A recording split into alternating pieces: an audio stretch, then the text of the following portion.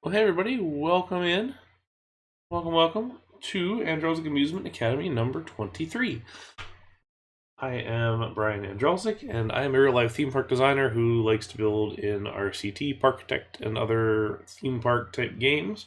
And I like to show how to do realism in the game and kind of teach the finer points of stuff we do in real life in the game to hopefully improve your stuff if you're interested in that sort of thing, or you're just kind of curious about what goes into theme park design.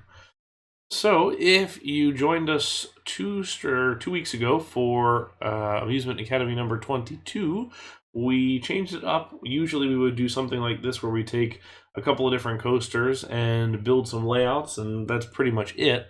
But I got a lot of asks about what else we could do besides just coaster layouts. So, last week we took that and we turned it into a park. So, this is where we are now. And we're building kind of a little park, sort of, say, Northeast United States, sort of classic type woodsy, somewhat mountainous park.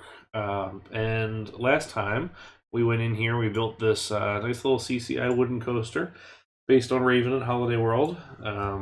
We have this great little drop here at the end that goes down into a valley, and all sorts of other kind of fun stuff. What you might remember if I did, or you might have caught last time around, is I put this in the wrong spot. So I actually built it over here, like over on this side the last time. And after the stream, I was kind of looking at it and thinking, well, shoot, that's not the right spot. Because I'm kind of viewing this coaster here as our kind of end point on this side. So really the park wouldn't go past this coaster on all these sides. And that really didn't leave me a whole lot of space to do, well, anything really. I mean, we could get a small park in there, but the fact is I don't know how big this park's going to get. So I thought, well, we ought to just move all that. So off stream, I moved the whole thing. I copied all the land one for one, so it's all over here now, and we're all set. I also, while I was doing that, went through and came up with a selection of trees that will be used in our forest. So this is a nice little selection here, and we'll go ahead and use these as we get through some landscaping. But anyway, today's theme, I guess, is continuing what we started here the last time. So we're going to continue expanding this little park and turning it into something. And I guess my thought is I'd kind of think about rolling this through until we finish it, or at least until we get it to a point where it's just kind of smaller details and things like that. Now, I probably will start doing some more stuff off stream, only because there's some boring parts. And to every park, there's going to be things that just nobody wants to watch, and I don't blame that at all. So we're gonna do those at some point. So anyway, welcome in everybody, and hopefully you can enjoy our stream here and offer some suggestions to get us going. All right, so where we left off is this kind of red section here, pathway-wise, was going to, or we were kind of thinking about this as our entrance area that comes in sort of raised up, and then you can look down into this little valley and see the steam train, and then kind of look beyond that over top of this sort of central lake, although based on how things are shaping up right now, it might not be super central. We might actually have a lot more going on over here. We hadn't figured out themes yet. I did get a suggestion from Zarathustra, since we were basing this one off of Holiday World, just to do the same thing and basically call this a holiday type park. So we would do like a Halloween, a Christmas, whatever else, kind of lightly themed. I think that's a decent option. I'm not totally sold on it just yet, so certainly taking suggestions if we want to do theming, or if we want to just keep it generic, we can do that too. Where kind of each ride may carry a little bit of a vague theme to it, but not too much else. What I've been thinking about as far as this goes is wanting to kind of map this out just a little further. So I'm gonna grab our tool here and try and start figuring this out just a little bit. So we know we've got this water spot over here, but we don't really have a crossing point in this location for our pathway because we want a couple wide path. And we said we weren't going to go this way, and I don't really want to cross over any points here, or in some of these spots the coaster's too low to the ground, so there's not really a whole lot to do.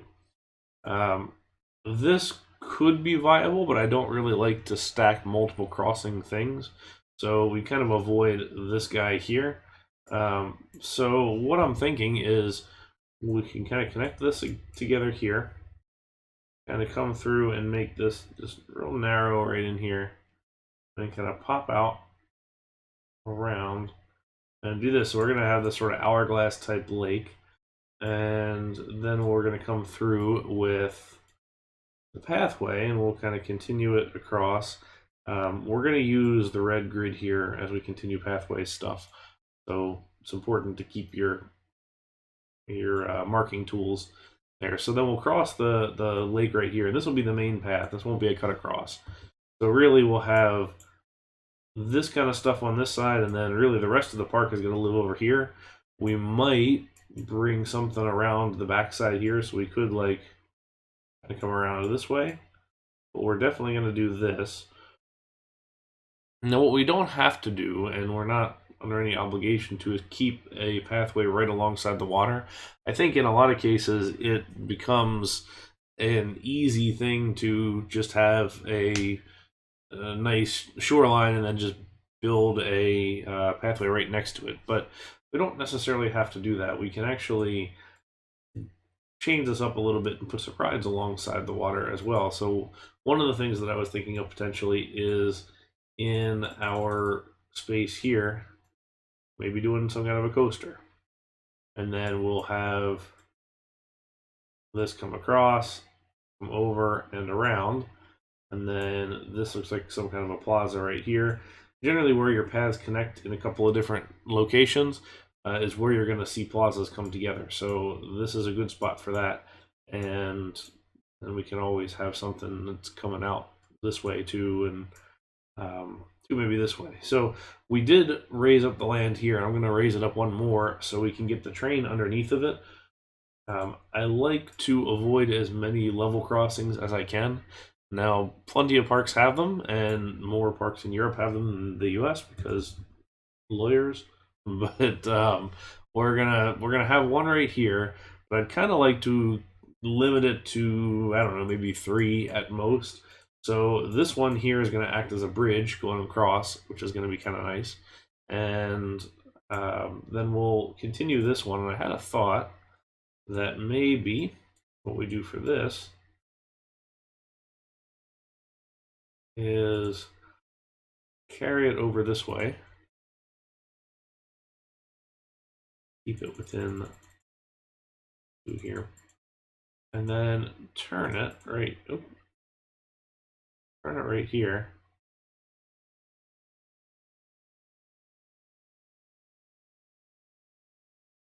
And then bring it through. We can also do it just like this, because what that does for us is it maintains supports here for the coaster, and it, when you turn it, it works well here on the diagonal. So that way we can kind of give some interaction there as well. And what we'll do too is go through here and raise that up. And let's see, is this number 1 or number 2? Number 2.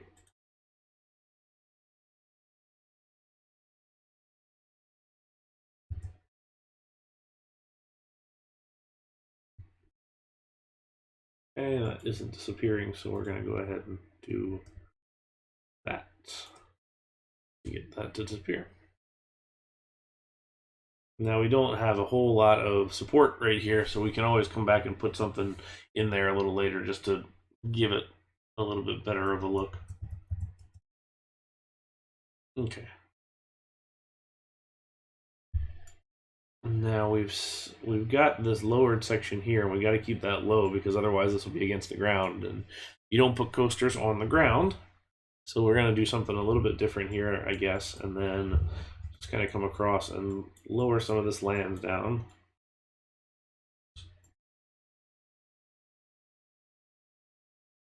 going to do a little bit of variation because we don't want to go too long in one straight section. You want to make it feel natural.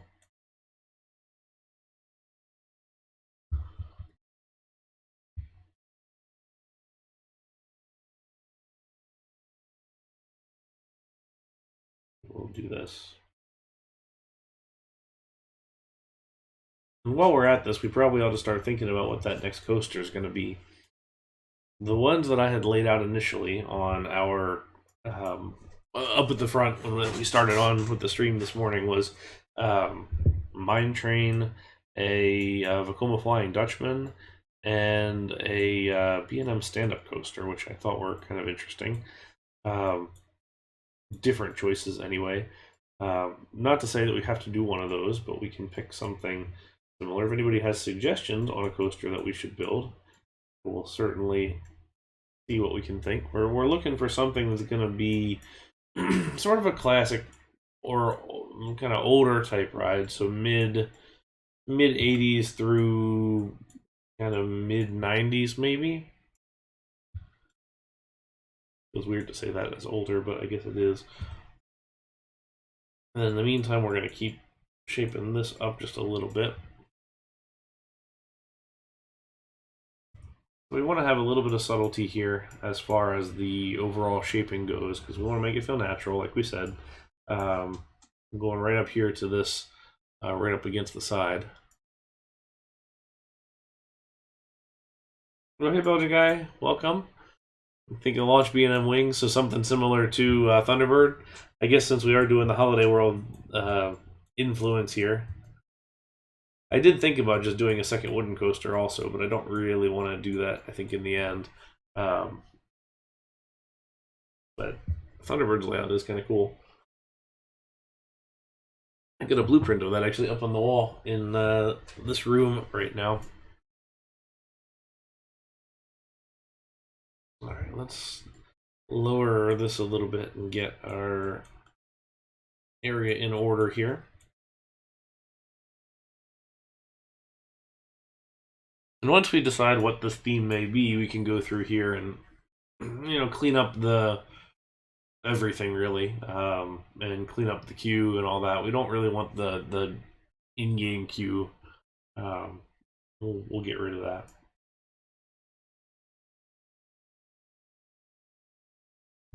All right. Yeah, I mean, you look at Holiday World where you've got Raven, you have Legend, and you have Voyage, which all do very different things and work quite well with each other. So it's not out of the question to say that those are doable options. It's just a matter of kind of what we want to do with it. So I haven't quite decided if that's where it's going to go just yet, but from a variety's sake and the fact that this is more of a tutorial thing, it would be maybe in our best interest to do something not another wooden coaster. Let's back this up just a little bit. We had said we were going to do a flat ride right here, which we can do. And just as far as prepping goes,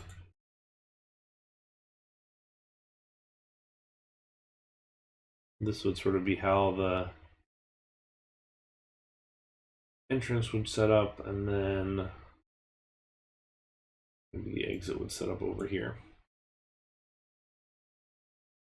Not sure what that flat ride is going to be yet. I kind of envisioned it as like one of those octopus type rides where you've got the different arms and the circles of vehicles. We can do that as a hacked ride here in a little bit. We could also do a troika of some sort, so do 1, 2, 3 here and frame that out nicely. That's an option too. I thought I wanted the carousel here, and I do still want a carousel somewhere around here, but I don't think there's the right option because I think I would like to do sort of a bar slash restaurant slash something or another eatery right here along the water.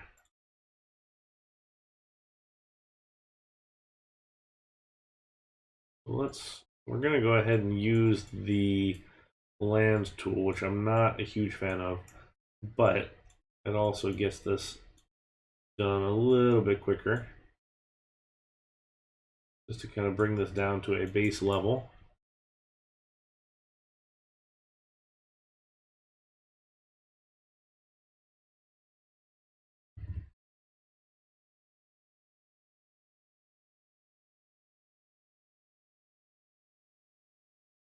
So, oops, that's too far.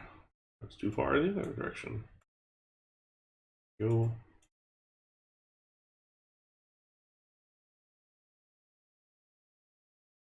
So depending on how this one goes, I may try and make this video also into a time lapse. I got a lot of asks from the first Parkitect video that we did. We did a poll on the YouTube channel for what people would prefer to see as far as videos go, like time lapses or just the straight stream archive or whatever. And time lapse won by a pretty fair margin. So I'm in the process of making a time lapse out of our second Parkitect build from this last Thursday. But I want to give some of this a try in RCT perhaps, and mostly just to make sure that I don't move the camera around too much, because I feel like that's one of the bigger issues. So we'll see how it goes. The Parkitect one looked all right, so we'll see how that lasts. Hey AJ, welcome. Welcome. How are you this afternoon? All right. Now this is a placeholder at best right now. So I would say that this is likely going to be a man-made lake, or at least that's what we're going to consider this as, which means that it's not going to be super, super deep, but I would think we probably want to have kind of some level of depth to it. We really don't want it to be just at this level. I also don't really like water in this game where you have the flat land at the same level as the water. So we'll have to fix those bits and everything like that. You say, would you consider part of the lake having a man-made border like Terra Fantasia? One of the details I enjoyed in your review. Yeah, I do think that's going to be an important feature.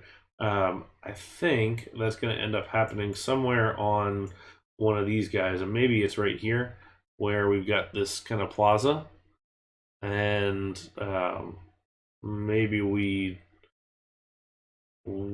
put our bridge here right across, and then kind of have the same sort of thing going on that side.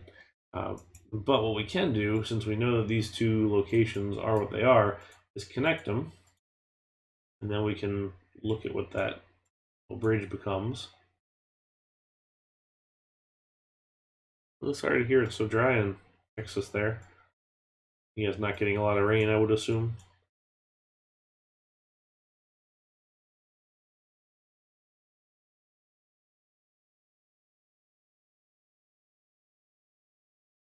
And we don't need to follow our guidelines here so much as need to kind of get it right in a way that looks good. So if I'm not happy with how the guide looks, then we can avoid that. Okay, so the snow is real saturated, so it's, oh shoot, it's a little challenging sometimes to see what you're actually looking at when that's there. So let's push this.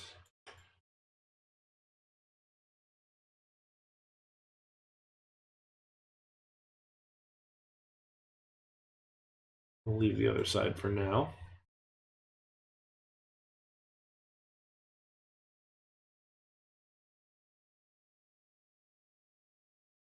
So amusement park versus theme park is a pretty common discussion and consideration of what exactly is the difference and what kind of constitutes one versus the other, and merits of whatever versus the other one. So as far as I'm concerned, a theme park is something that has various themed lands or is themed to a specific thing, like Western or whatever that may be.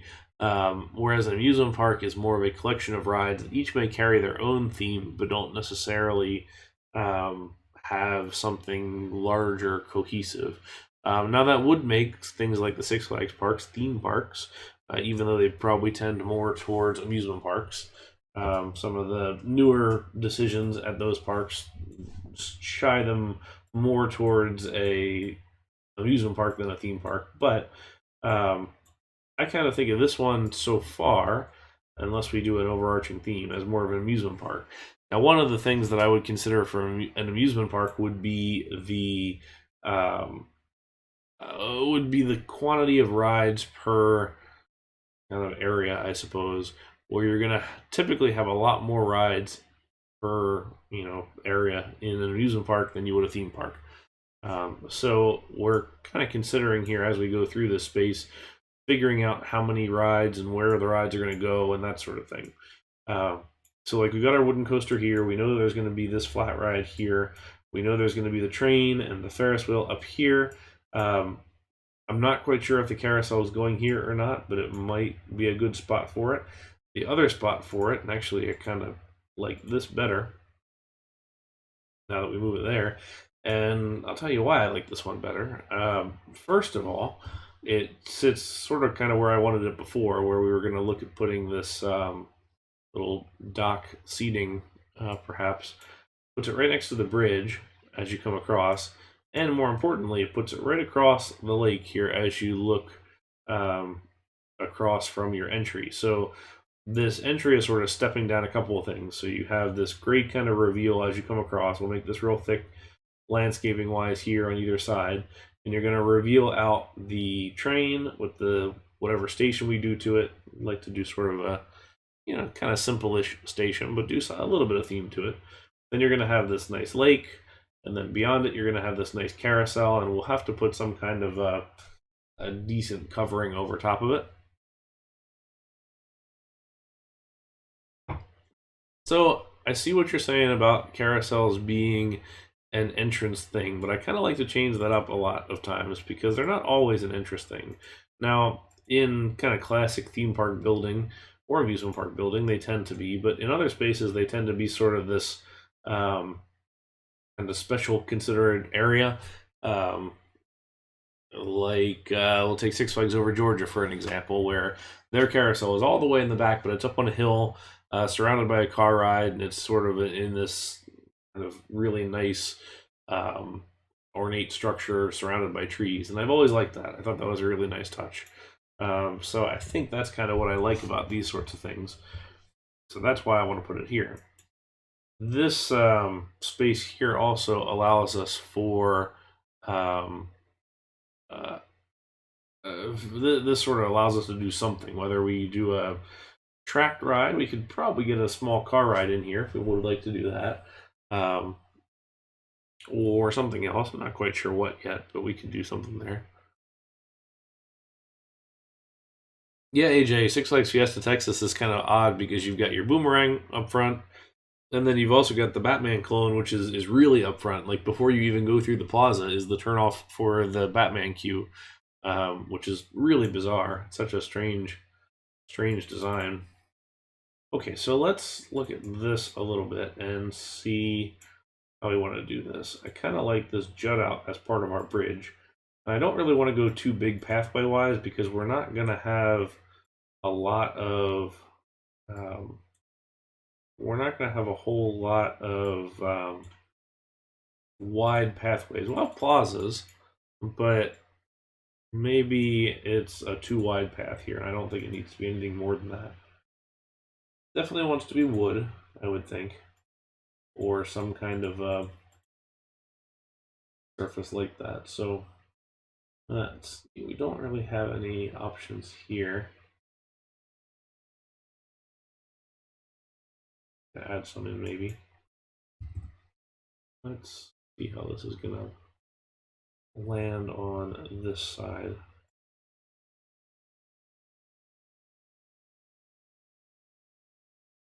Yeah, you're right. Six Flags Over Texas does have a nice carousel up front. Their front square is kind of nice, and that one you figure is sort of it's the original Six Flags, so you gotta feel like that's gonna be a part of that. All right, so this bridge is gonna do something like this.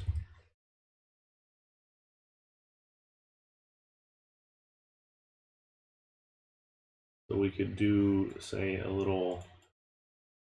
It depends if we want to do this as wood or brick or stone. Like we could always do this as like stone arches perhaps, and then cross it that way. So kind of like a slope up, do some stone arches, and then kind of a slope down.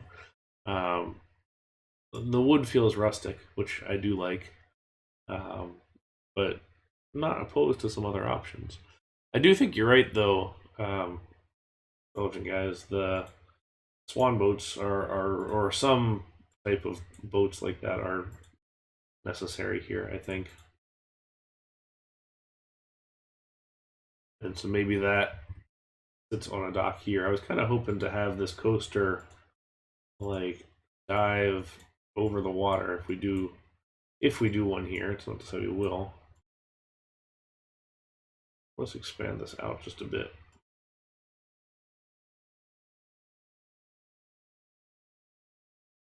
Thank you, Iva. Sounds great. Let me know how the sprint race goes. I'm not going to get a chance to see it. I realized when I saw the time that I was going to be streaming, so let me know how it goes. I know Hamilton's had a rough start with starting from the pit lane, but that's okay by me. All right. Let's widen this out. Let's make this a respectable size lake. It's not. We don't want it to be too huge because we're still going to have a park that goes around it, so we don't have to. We don't want to make your walk endless, but we still want to make it a decent size. All right, let's get this water back in here. That looks a little better. We still probably will bump it out on this side just a little bit, but maybe not too far. Okay. So this carousel will still sit him here somewhere.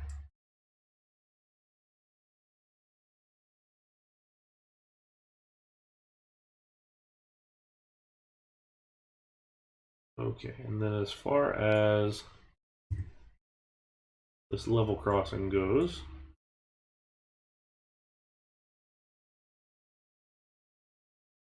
I got to figure out how big we want the pathway. I'm gonna start putting scenery pieces in instead of actual pathway pieces. I tend to like to go back later and do that.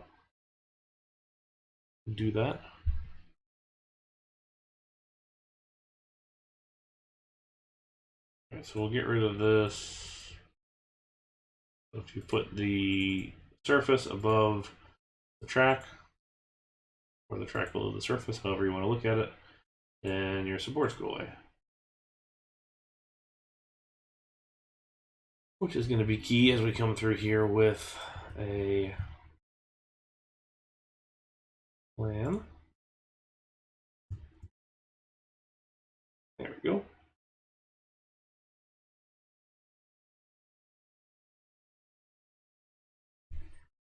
Yeah, that may be the play. There is doing some kind of a little boardwalk type space over here.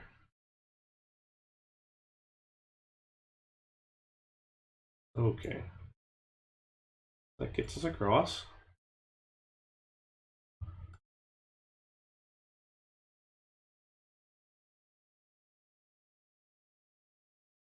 Now we'll come back in here later and put in invisible pathway, so then we can actually put our guest path.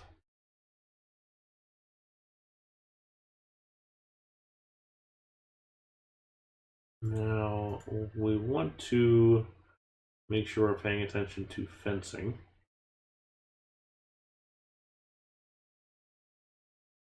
And I want to consider a couple different things. So first of all, we want to look at the train and make sure that the train is in a situation where we're not going to be putting guests in danger of crossing the tracks elsewhere. So we'll probably want to fence this whole area here. We'll do some kind of a little bit more decorative fence, because I would like to have that pathway kind of right up against it.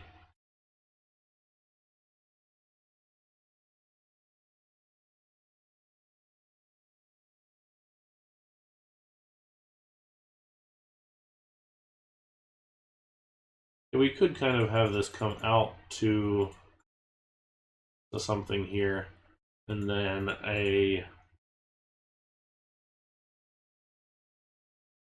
kind of a stone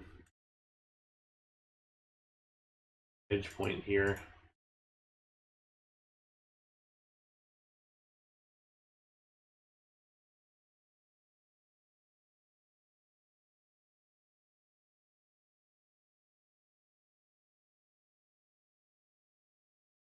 Pathway here, we'll go back up and over,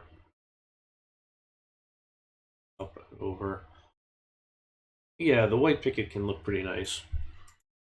And then we'll see the carousel can go here. So one of the considerations is a couple things. Is do we want to do the standard carousel, or do we want to do a custom one that's going to be a 4x4 block?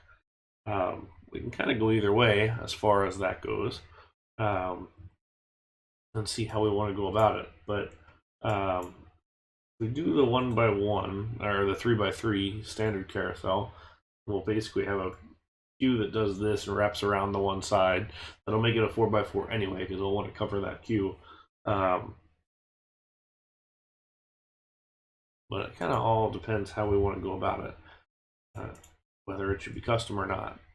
Now, I'm typically a fan of the custom rides in general, that I will pretty much always use a custom when it can be done, but doesn't always have to stay that way. So what we can do then, if we're going to do custom, is we'll just mark down its location, which I think this side will have it right up against the pathway because we're kind of on this little boardwalk. And then the other side will have a little bit of maybe a landscape berm or something.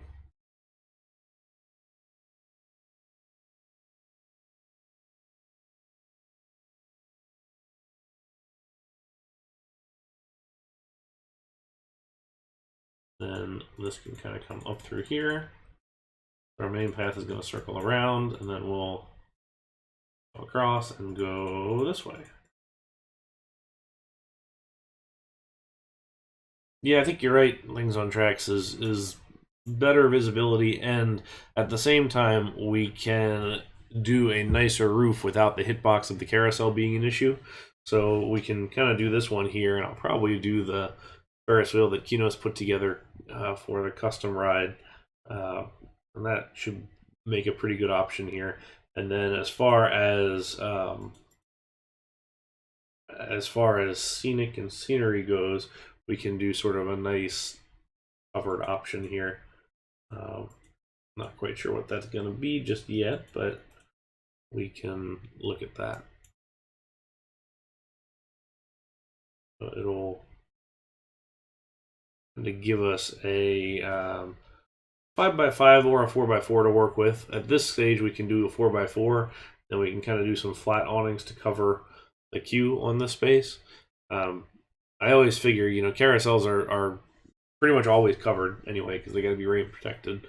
And it seems unfair to cover the carousel but not the queue. So I think it's important to at least be sensitive to our guests there and cover the queue where we can. Okay, so this boardwalk area, I think we want to do in some kind of brick or whatever. Now we were using brick over here, and that may be another option for right here.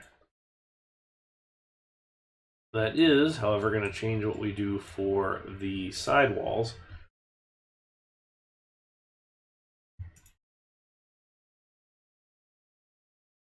Because what we don't want to do is have a brick one here and then some kind of other type rock that is a very different texture, but still a similar type material on the other side. So we want to avoid that.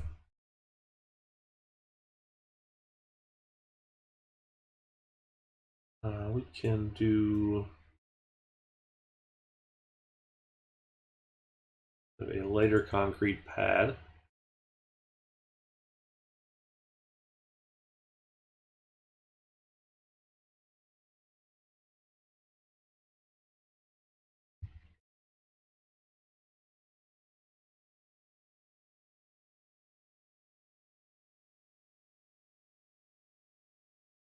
You could put it up and do the rapid station potentially, although if we do the one that Kinos built, that's already got the carousel base in it. That was why I asked him to build that one initially, is it's got the carousel essentially with it, so it can kind of do its or the base with it. Let me pull that up here in just a second. Get this done. Okay. Object selection. Okay, we're probably not going to use jet skis right now. Hey, Hydroportal, welcome in. How are you, sir?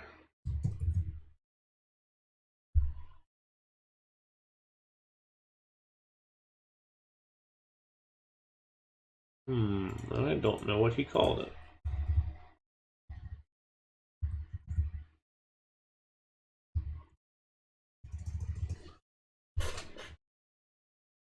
Suppose we can always go open it and open one of the other parks and find out. Okay, well, let's do that. Some of the times, in order to find stuff, you've got to open other parks to see what is going on. So we're going to go ahead and pop open.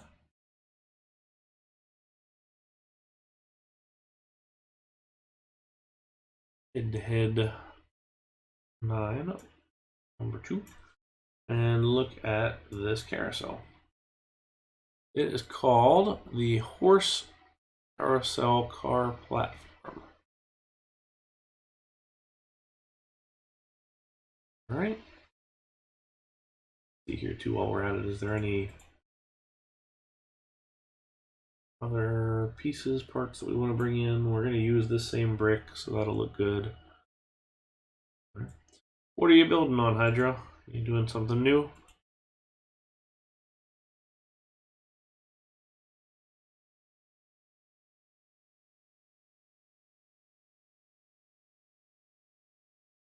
Okay. So, object selection.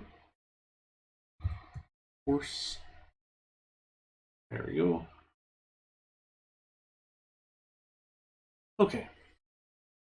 So the way that this works, and let's just enable our cheats here.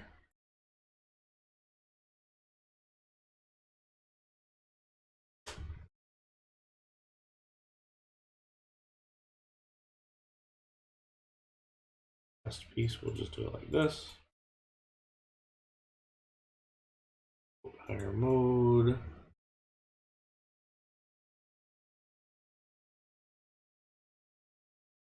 Oh, wrong one.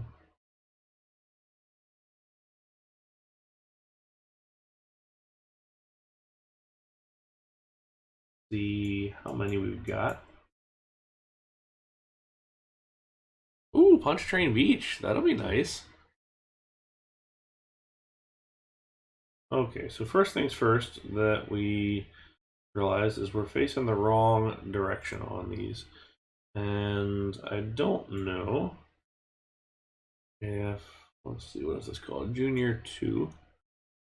There are not variants for these vehicles, which means that it's going to run the other way.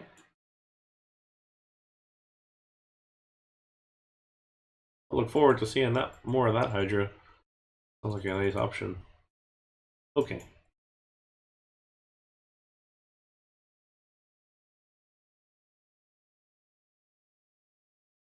These wedges are done in such a way that they just fit together as it goes around. Now it's a little bit glitchy, but the thing is that you don't make this bright red. You make this side gray or brown or something, or even just like a dark color. And then the horses are the lighter option, something that looks a little nicer. Let's see how many we need.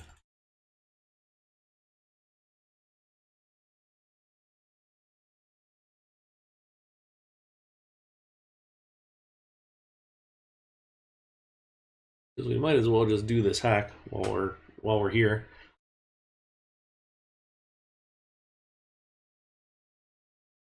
Okay, that's going to be too many. Actually, no, that's going to be just right. Maybe? It's getting stuck just a little bit. All right, we're gonna save again and go back to the tape because why reinvent the wheel when someone has already done it for you?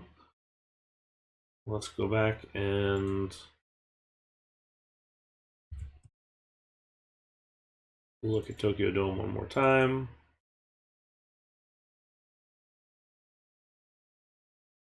Let's see how many are done here.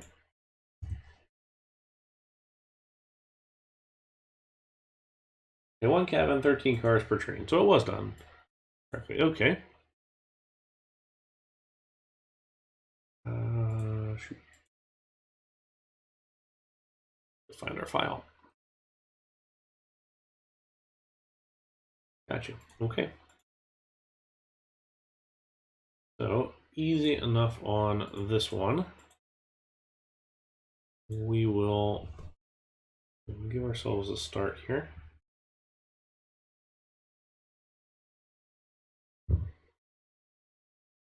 Question becomes, where do we want each of the bits and pieces? So I think I want my entrance here. So we'll go into the queue right here, and then I'll probably cut in this little piece so then we can kind of round that queue just a bit. And then we'll put our exit kind of coming out in this direction maybe. It's a good idea when you're doing flat rides to cluster your entrance and your exit together in some cases. So with this, we kind of consider our ride operator booth is going to be somewhere around here as well. So that way the ride operator can manage both the entrance gate and the exit gate. So theoretically, this ride could be run by one person. So that's a labor savings right there and something to consider. Now we're talking labor and everything, which makes us real park operators.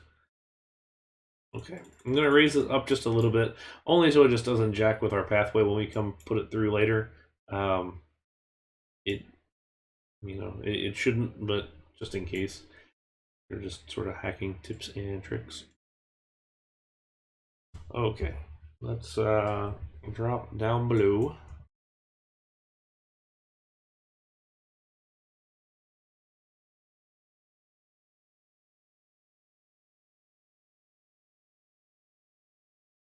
And let's see, here we are at 35 below. Well, 35 is really shallow. Let's a little deeper.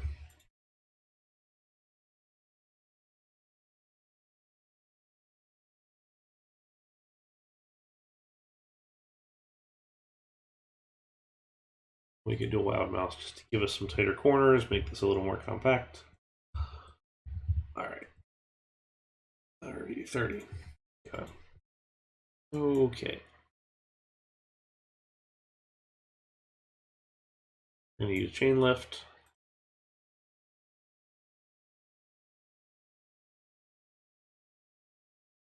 The one I did for my hacking tutorial for this kind of ride ended up having a had 2 different rounds of horses, and it ended up being a 6x6. I think that can work in some instances, but sometimes it's just a little much. So we're going to avoid that by not making it that big. Let's turn this off, and then we'll put a brake run here.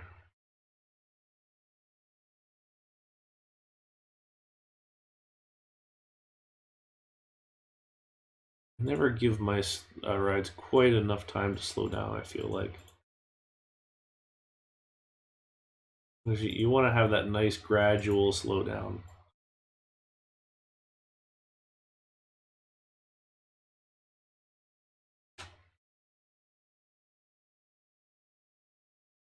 Carousel. Where are we? Horses. There are.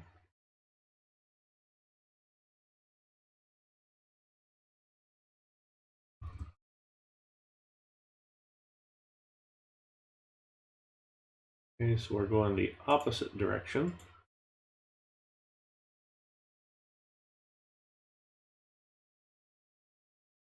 That usual. As far as I'm used to, anyway, a carousel goes clockwise. But that's not to say that it can't go a different way. I think Nobles goes counterclockwise. I just rebuild that the same way. Good. On autopilot. Alright. Let's do this. Do that, which merges it in.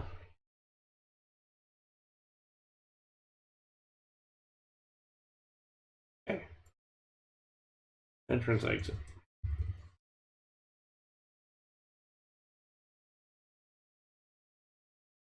Boat hire. Alright, let's see what. That's probably going to be too fast, to be honest. Let's. Is that really 13? Man. Make sure we didn't jip out. There we go.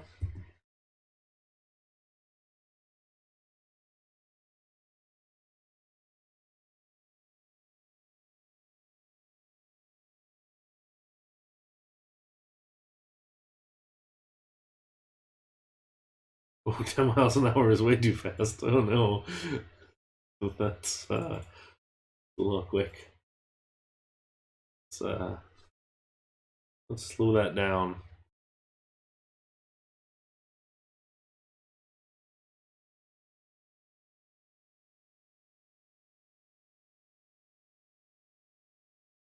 All right, let's slow that down. Oh, a double-decker carousel would be cool, AJ. Would you try and make it realistic where you have an actual entrance and an exit and everything up top? Because that would be cool to see. All right, so we started this out at 10 miles an hour and it was way too fast. 5 miles an hour looks a little bit better. Now it is a little glitchy, which is kind of one of those things that we're just going to have to deal with a little bit. But we're going to change this up and do different color horses. I think I want to go realistic on the horses. As far as just colors go. Like I don't really want to do red or orange or things like that that you get for some other ones. We'll go all black with that one.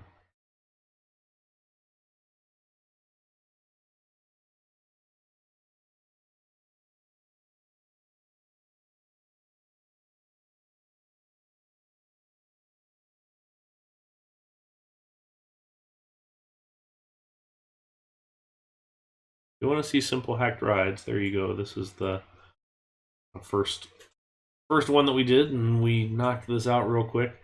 So these little circular rides are super easy to do, and oh no, gosh darn it! All right, they're gonna stay white.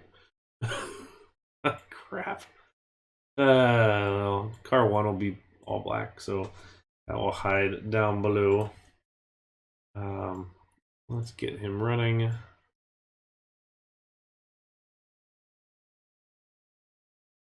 So we can a couple of different of these unknown rides that we can choose.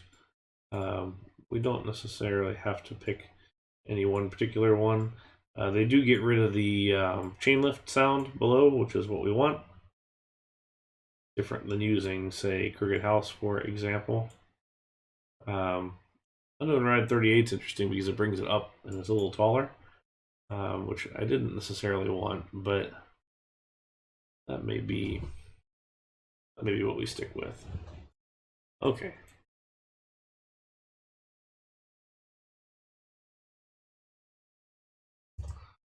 We will go ahead and give this music.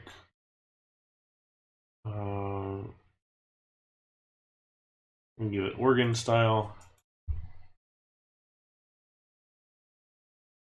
Let's turn this exit.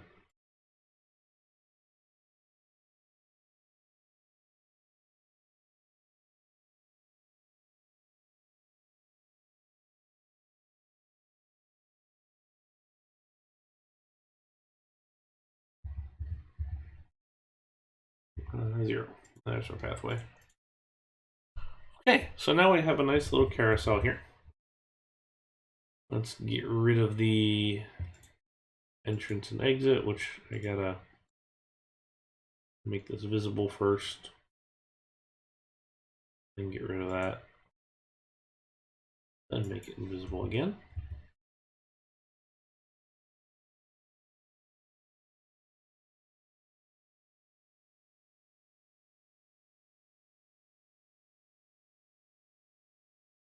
Okay.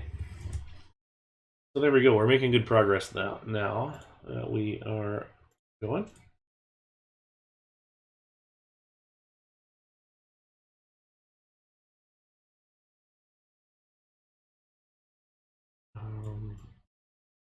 I want just a little buffer on this side so that we can get some planting around it.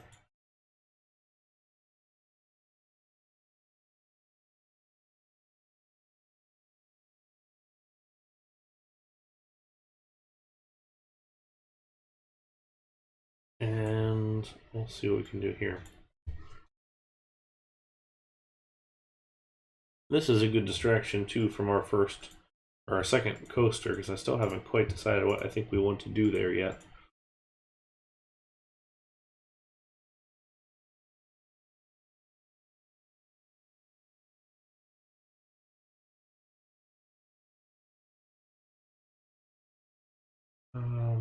Actually, let's lower this back. We're still open on coaster type suggestions for this. One of the other rides that I thought about was a mock water coaster. That could be just sort of an interesting one that's not done terribly often. AJ, not really. I'm kind of thinking of, say, early 90s. Like I could see the park starting in, say, the 80s. And then getting their first coasters in either the late 80s, early 90s, and not having like a ton of large lineups here for, you know, big coasters. Like I see this park as having maybe 4 big coasters and a kids coaster, perhaps. So not a whole heck of a lot.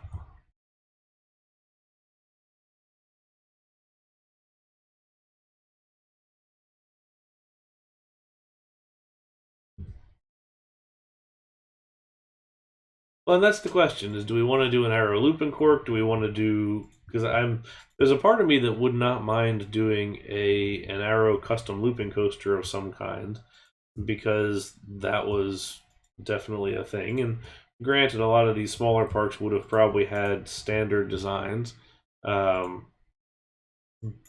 it's not to say they all would. So that could be a potential option.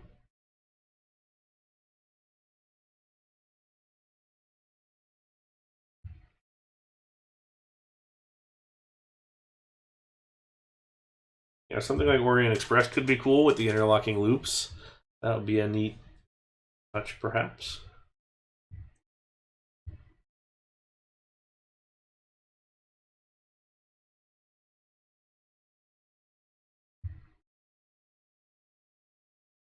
I thought about a mock powered coaster as well, which I don't consider a coaster, but is still a possibility for a ride. We could do that somewhere in here. Now, granted, that's a lot less American and more European as far as parks go, but it's something you don't see very often, and that's one of the things that I like to do. But we could do a Schwarzkopf looping coaster too. You've got Super Duper Looper, Magic Mountains, Revolution, and plenty of other options as far as that goes.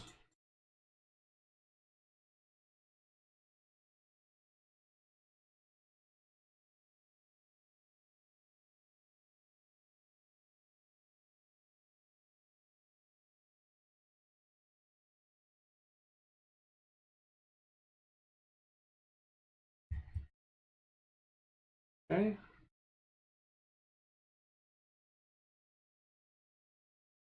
Well, it depends how you do it. I mean, we could. There's also the possibility of doing something like a looping star, um, where we could do more of a coaster that's portable or semi-portable, and this park set it up and kind of left it here. That could be a fun option too. I like doing custom layouts, but a stock layout could actually be a decent consideration.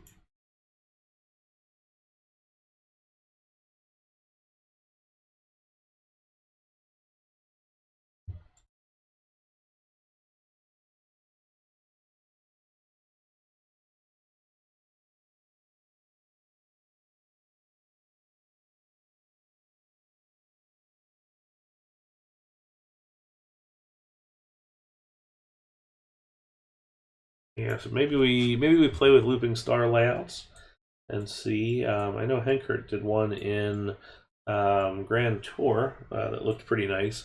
It used a steep lift, which I wasn't a huge fan of, but it did look nice as far as layout goes. I'm noticing I'm getting awfully wide on these pathways, which isn't the worst of things, but it's still not necessarily how we want to carry this. Oh, did you do that one? Well, it turned out really nicely. Um, I think, except for the steep lift, I was a big fan of it, but I could come around to it, to be honest. Um, it turned out really well. Let's. What was that? Was that Cuba? Um, or which round was that? Let's go look at that real quick.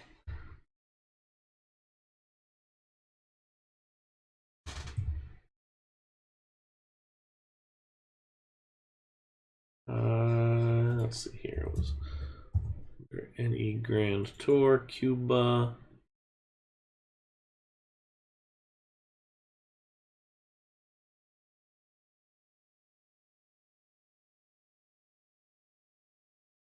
Yeah, here we go. So this is the looping star option that Hydro put together.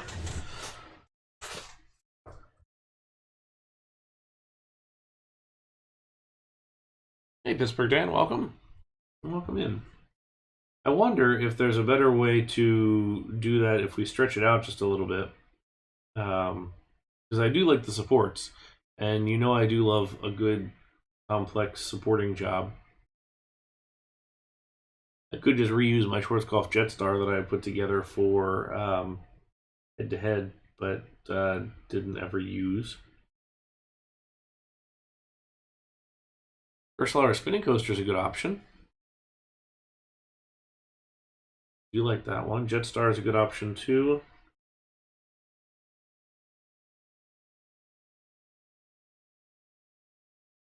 Hmm.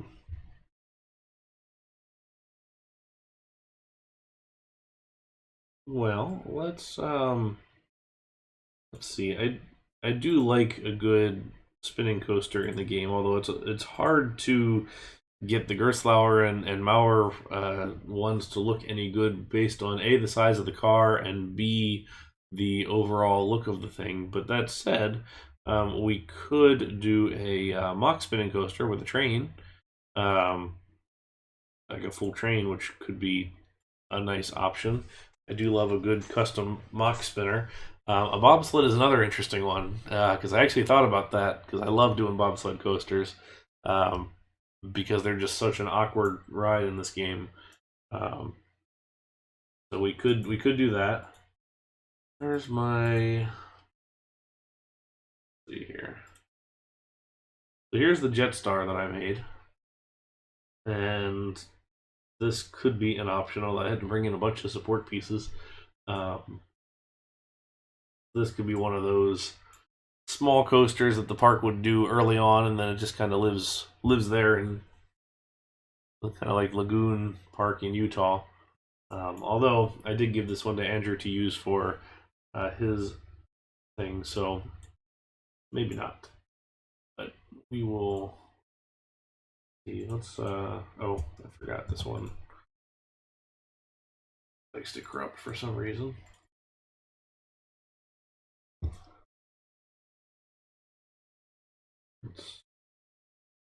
We're gonna raise all this up, and then Drop this, drop this, drop this. We will cut through our train here.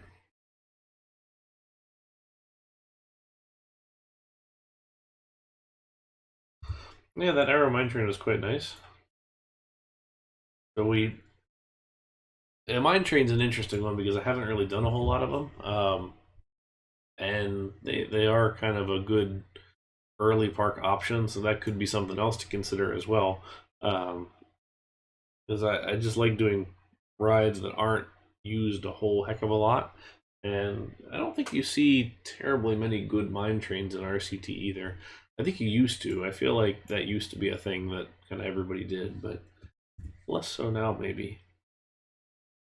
Okay, so I wanted to look at like some kind of something here out over the water, as far as like a little restaurant of some kind.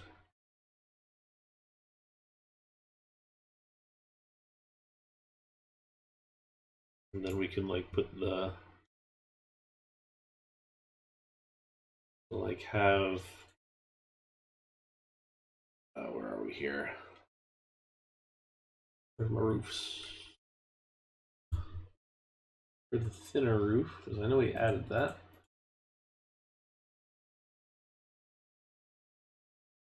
At least I think I added that. There it is. Under large scenery. So we could do something like this where you've got like an overhang here, and then the rest of this like an open wood structure here, and then the rest of this is seating.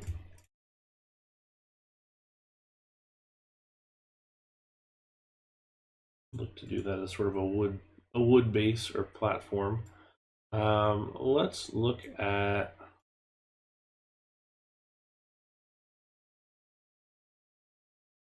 some options here.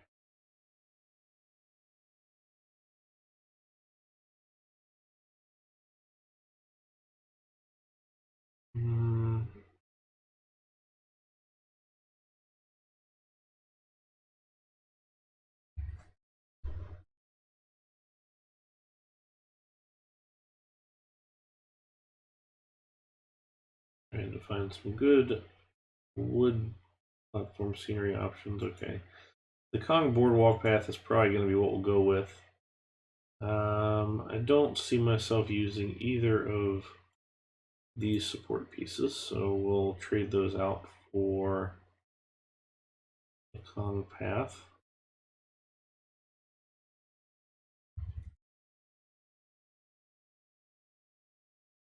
We just need the diagonal twin for the cousin of that one.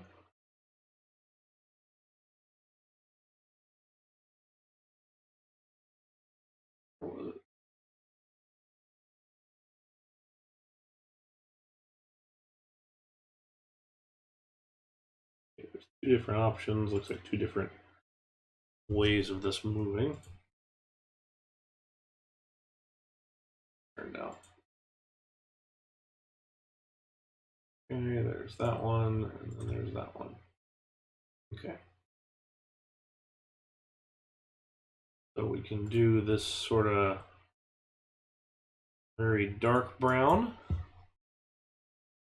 or something different. Let's lay these out and see what color we want to go with.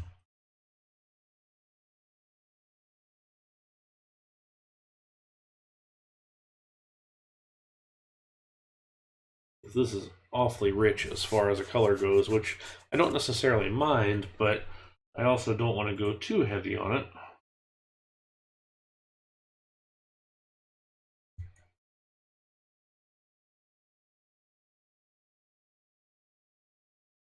And then two, we'll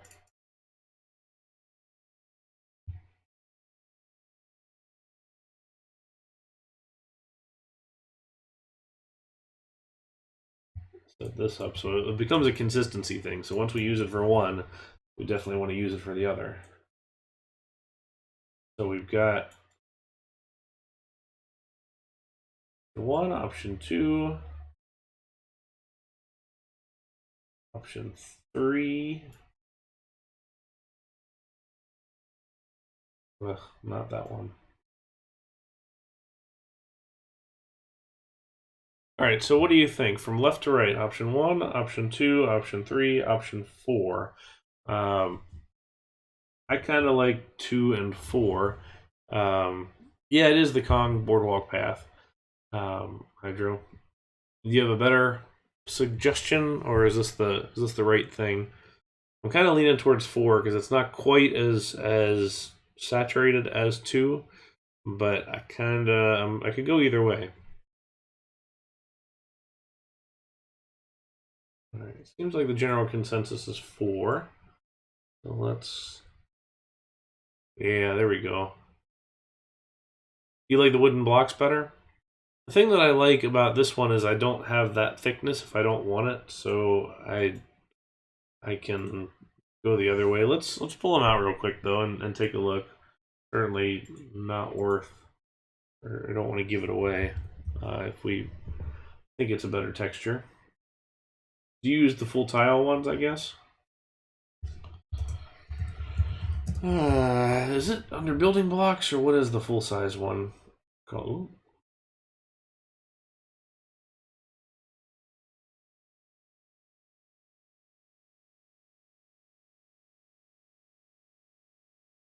Guess it would be under wood.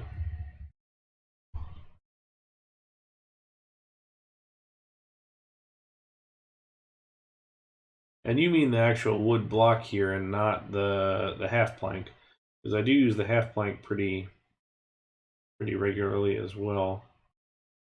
All right, so we do have the wood and the diagonal here. So let's do a test then for that and see which one is going to work better. I'll find it first. Okay. So color-wise, we'll keep it the same.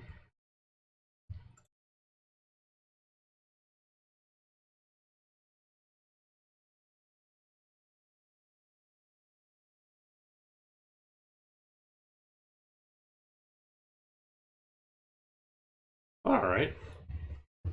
So question number 2 is, what does everybody prefer? We want to see the pathway texture or the wood block texture. I can kind of take it either way, and actually I kind of like both of them. We're going to have to hide the edge right here, which isn't a bad thing. I mean, we kind of want that anyway, but we can kind of, I can go either way on this.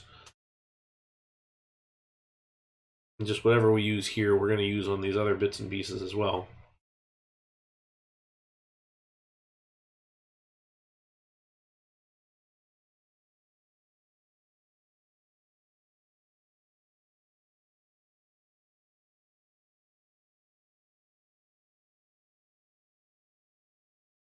While we do that, I'm just kind of looking through at what else we've got to work with here.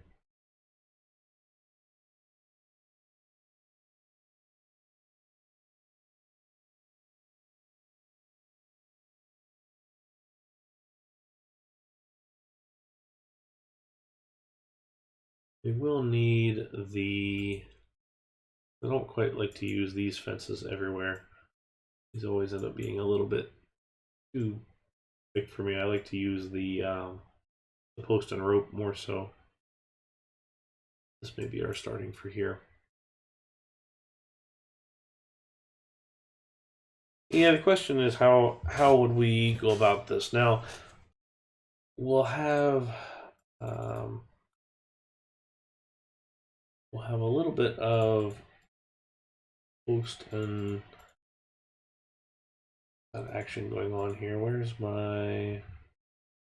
Here we go. Nope, not that one. This one.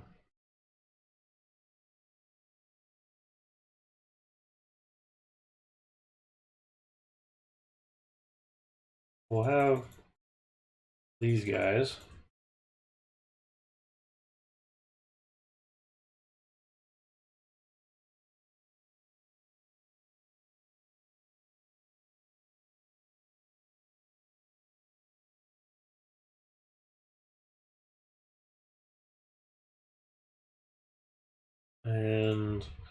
we're going to consider this as driven piles, so that way we don't have to do anything special as far as footers and things like that.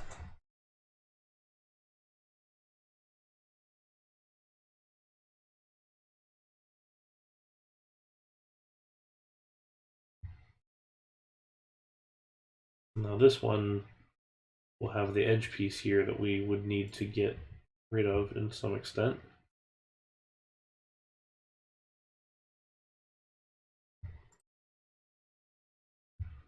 What we might do is more so this. Let's see what this looks like underwater.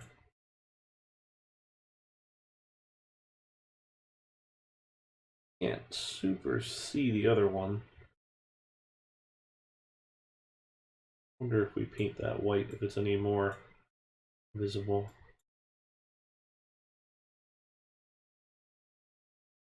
Actually, it is. Because I kind of want to see that X if we're going to go through that general look. Okay.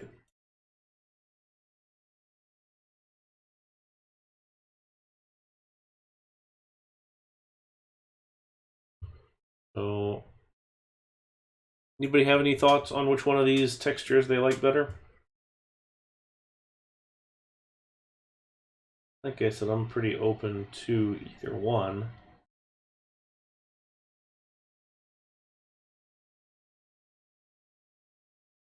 My only issue with the actual wood is the thickness of it.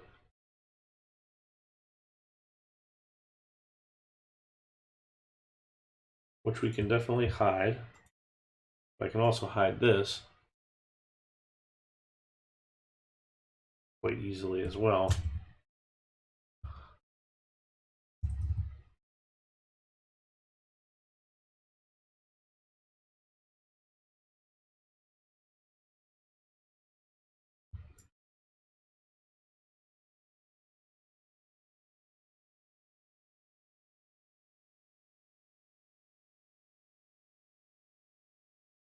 I think for now, I'm gonna stick with the pathway, but that's not to say we can't swap that later on as we look at some more of these designs and everything. We might decide that it's a better look if we just do it the other way. But we'll keep that in the back of our pocket for later as an option.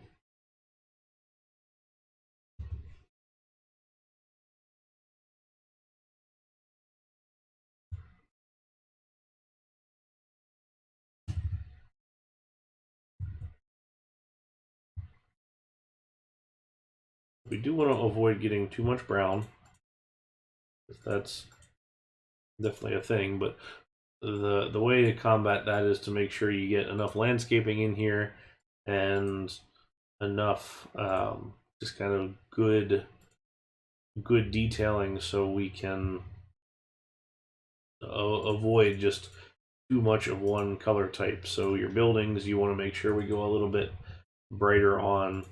We want to use colors for the roofs. We want to try and avoid like black roofs, brown roofs, things like that. Wherever we can avoid it. It's not always something you can get away with, but in some cases you can.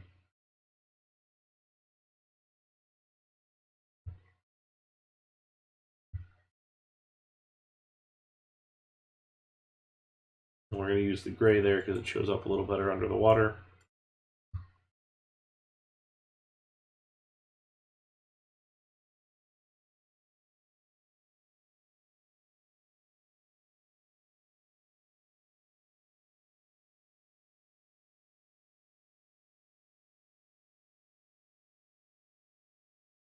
Our water level here. Yes, that's not a bad option.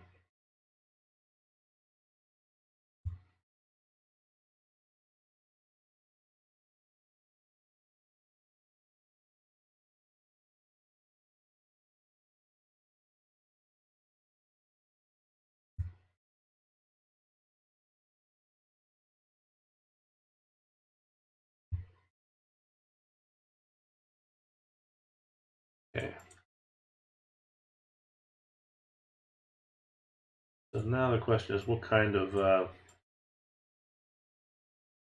structure does this get? Because the way that I was kind of thinking about it is the structure itself would be basically, that's a poor choice to pick, like a 3x3 right here, and then we can extend it out in a couple of spots for some other things. But what are we using for buildings?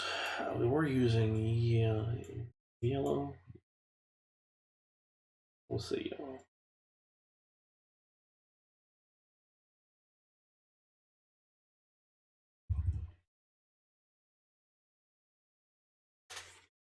And I think what we'll say is, if this is a restaurant, we need to kind of think, or a bar, or whatever that is, we need to think about how the access is done. So I'm kind of thinking about this as a counter service restaurant where the counter is, let's call it right here. Guests will walk in, get up to the counter, get their stuff, and then go seat at any one of these points here, or go sit at one of those points. So we probably need a back kitchen, at least a little bit of a back kitchen. It's like a prep area, so that's going to extend it on this side. I think we want to just block off the rest of this back area here, and then our access is going to be from the side here, and then also from this side. We'll say something like this.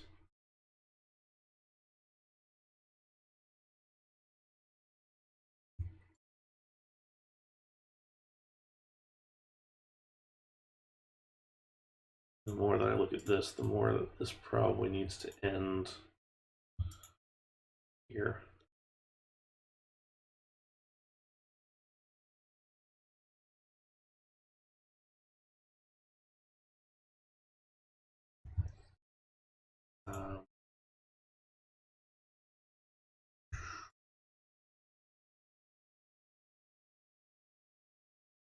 This is sort of our first consideration about what we're doing for employee areas versus not. So using just these kind of things to block ourselves out. So this will be covered order area right here. This would be like a prep area here.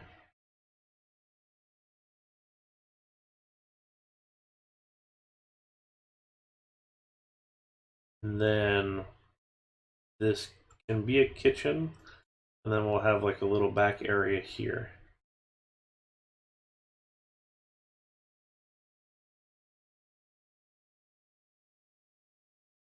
That's that. And that works well because that backs up to the pathway, so we're good as far as that goes.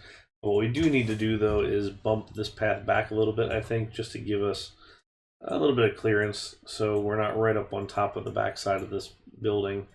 Nobody wants to smell the trash and other things that are typically in the back of these kind of restaurants.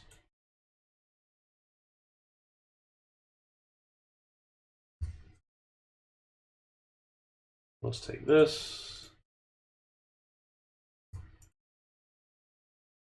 And what you'll notice here is we're building a nice sea of pathway here in the middle, and we can't have that. That's going to look way too heavy, so we need to look at what we can do to break that up.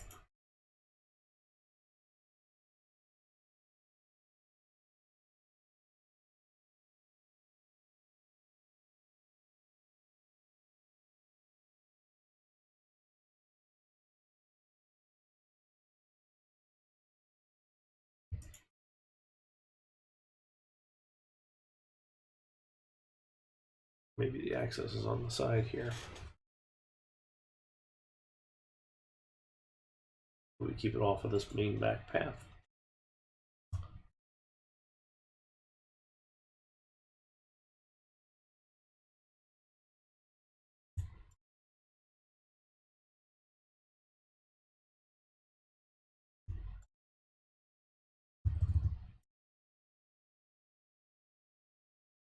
I really wish we could end that with a, without having to turn it. So once again, we're going to modify this.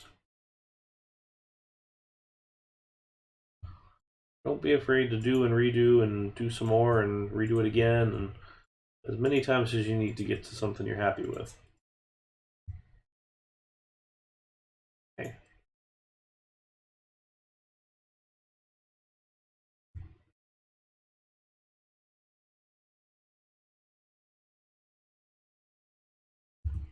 So that could be a planter right there, maybe.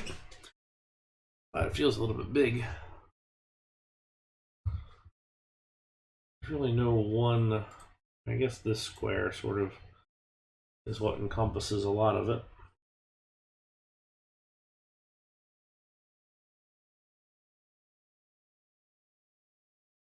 That'll let us get a tree in there.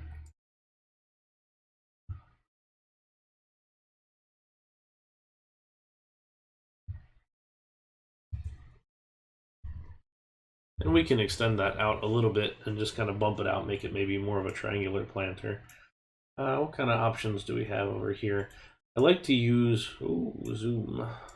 I like to use the Chinese cedar in a lot of these instances, only because it is relatively see-through, so we're not blocking a lot of what we're putting together here.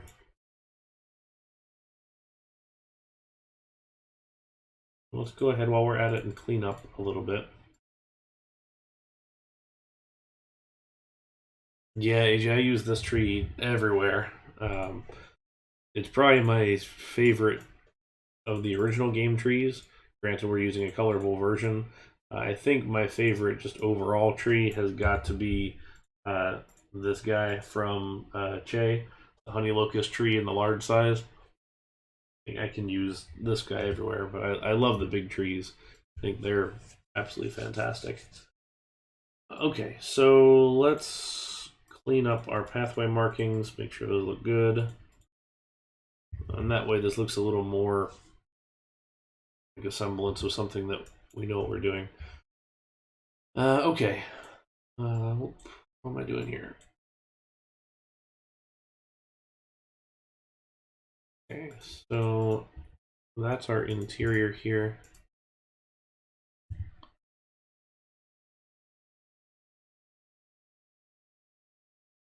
We will go ahead and try to box out this whole thing.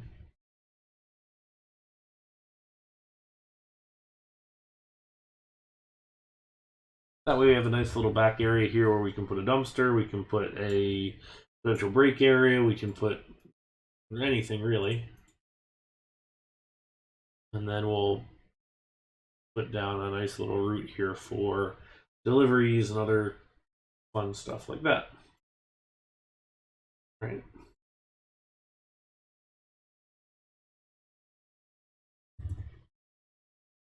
This is not going to be the final thing that we put down here, but just for the sake of building this out just a little bit, let's drop some tables in here. I don't know if the yellow is my main choice of thing, but be okay. I kind of feel like this is one of those sort of like ramshackle bars that's got a nice set of string lights across, and you got a live band maybe and things like that. So what we may do is set this spot up here as like a spot for a live band or something else. No, our park is most disappointing in the country, and that's a shame. I do feel like we at least ought to come put the guests over here at some point. Should we bring guests over? What do you guys think? At least let them wander a little bit.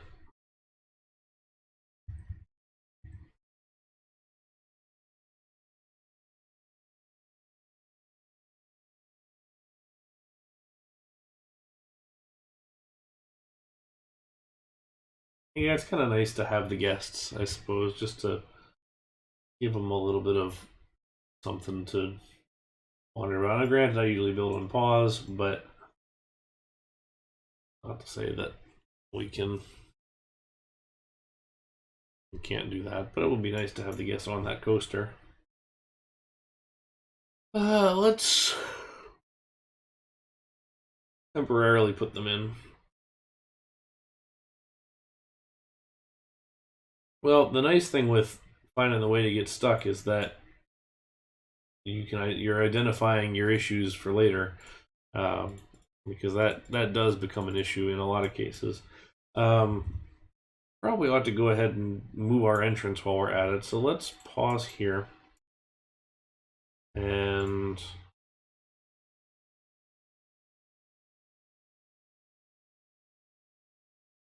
okay.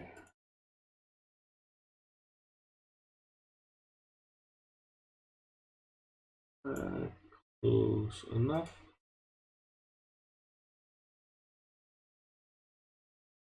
Yeah, good thought. Good thought. Good thought. Save, save.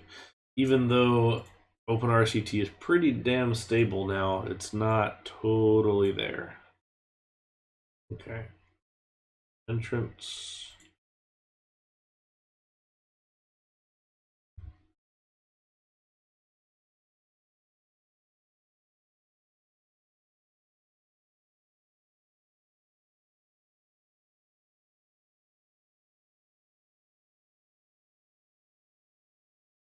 Go.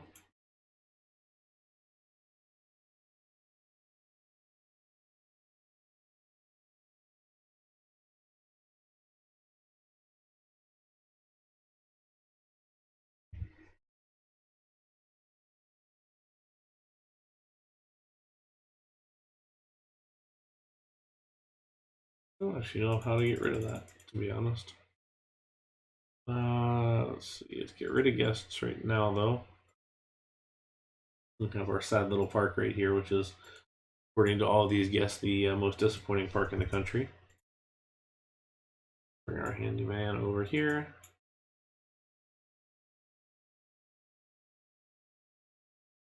Crash this. Crash this. Crash this. Okay.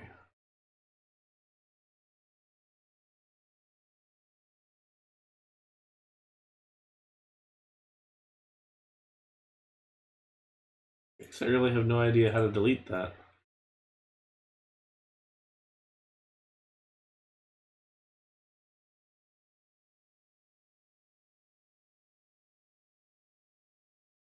Does Tile Inspector work? I guess it would, wouldn't it?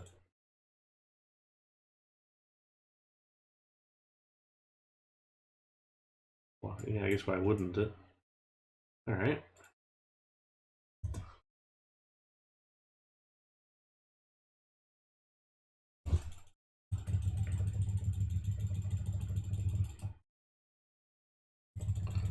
Alright. Cruising in.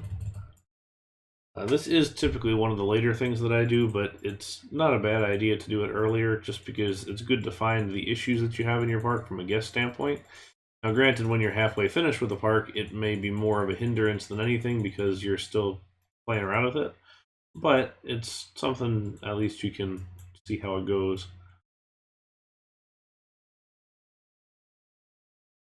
Okay. Now, theoretically,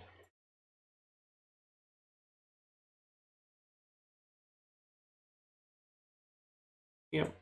Okay. So we'll let them come in at their leisure.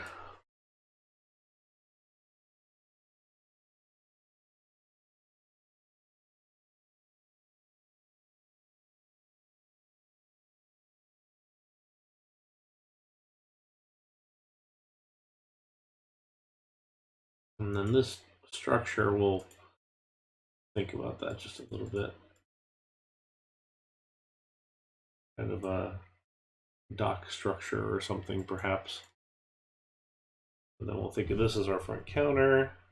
I don't think we're going to be able to see much of this, but that's okay. So this would be a back counter, and then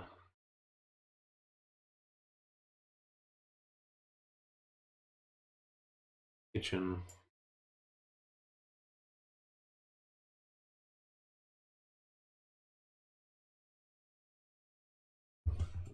Also,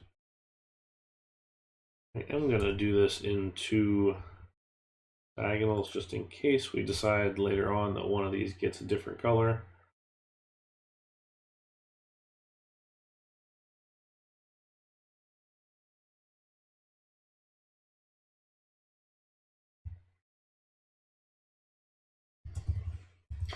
what are the basic things that we're going to need in this building?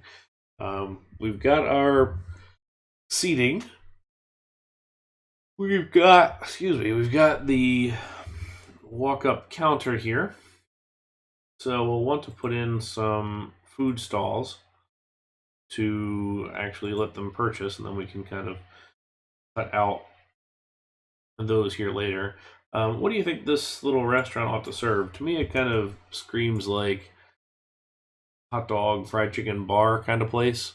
So I could be all right. Hey, Mav, welcome in. Go yell real loud for Tennessee versus Georgia there, and we can hope that you may take down Georgia. That's our goal. I like that beer pretzel pizza. I guess we don't really have a beer stand to do anything with, so we're gonna go with the soda. We'll go with the pizza. And then I gotta get the pretzel, I think. Yeah. Object selection. Not gonna use the ATM.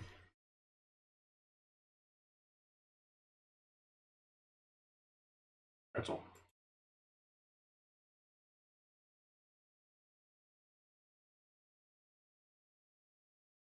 There we go.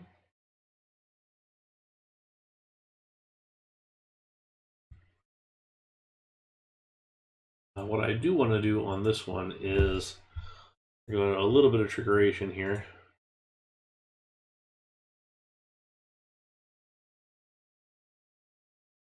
And separate out these cues because I want to do a little bit of a cue for these guys.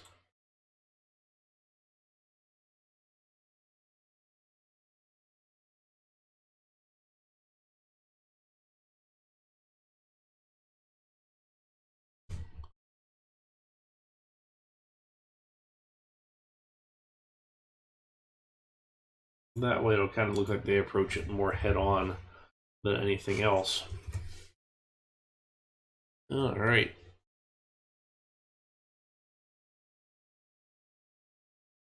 So we'll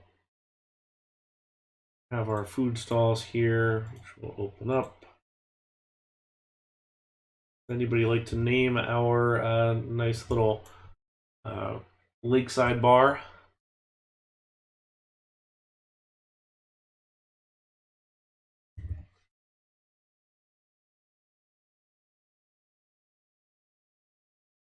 Anybody made it this far? Oh, they're just getting there. Give them a little bit of applause so they can not get totally turned around. Maybe they will get totally turned around. And then we can also say, here's one of these. Here's one of these. And since we're feeling generous, lemonade. And ice cream.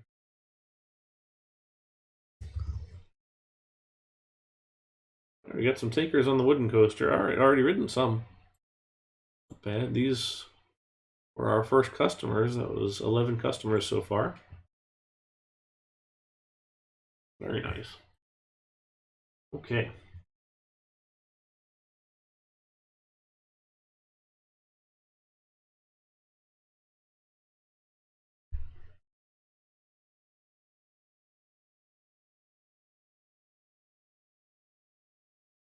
Anybody on the name? Thoughts? Thoughts, issues, concerns? I don't necessarily have to name it right now. Like I said before, I don't name most of my stuff until we're pretty much done. Oh, this is a mistake. Get out of there. There we go.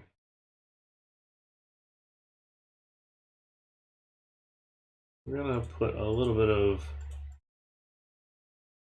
underwater landscaping down.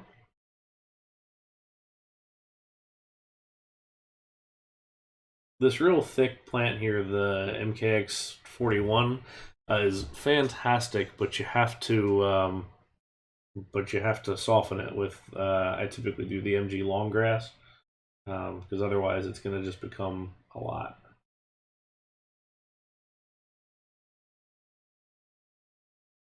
I do like that. The Ravenous Raven sounds like whatever this, like, if this park launched like a craft beer or something, like what that would be called.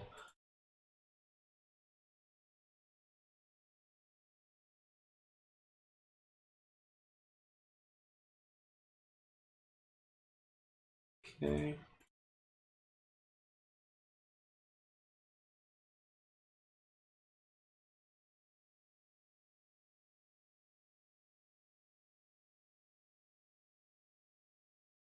I think we'll do with that for the drink. So congrats on that suggestion. Well done. All right, whatever you're working from. So it's a good thing, and I kind of like doing this, is developing out a palette of plants. So these are all the plants that I'm going to use in this park, and really nothing else, unless we want to introduce it later. But because we've picked it now, we know what we're getting into, so we know what the options are, and we can kind of build out our palette of ideas from that. We do have our handy dandy Steve trees, so we might stick with them along here, although I don't want to, and as soon as I do that I realize that's a mistake, because we don't want to block the view of the carousel from across the way, so we want to make sure this stays low. Rename some stuff here. So this is going to be Z / carousel track. This we'll call carousel, which we'll change the name of that later. This will be Z / carousel control. That way we're at least. Okay, so we're going to go with the Ravenous Raven bar.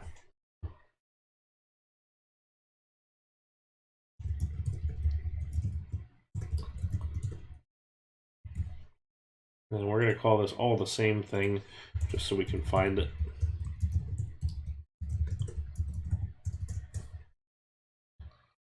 Okay. You seem to be liking the wooden coaster so far. Good.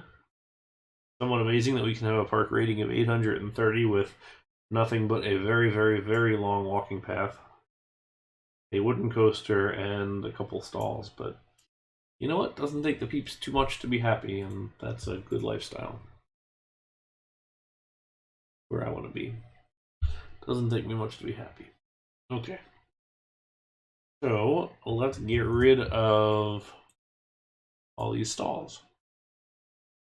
Visible, invisible, invisible. Okay, so inside here, because we'll probably be able to see this at least just a little bit, we want to put some kind of a floor.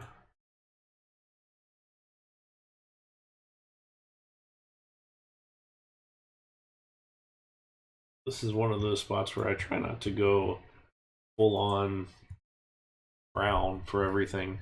I don't really know why, but it's just how it goes. And then again, for the countertop surface here, we can do more of like a gray, and then if you want to give it a little bit of depth of your counters, put in one of these guys, and then paint the back counter something different. And you got two-tone, and then it also overhangs. So it's a good option to give it what looks like a little bit more depth to the various little snack stands.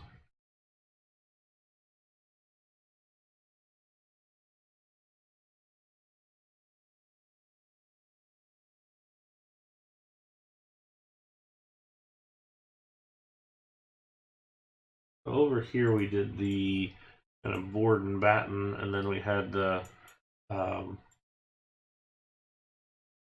that like rock texture, the stone wall as our base, which we could do that here. Stone wall almost feels a little too fancy for this kind of place. Although that might not be a bad look for the front counter.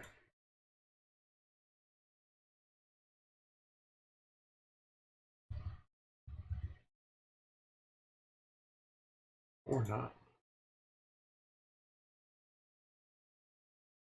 I think what we'll need to do is look up some pictures of some things here a little later and see what kind of options we've got for all of that.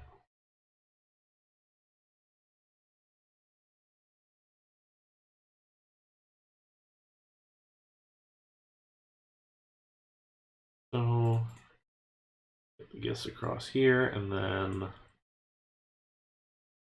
just temporarily connect these up.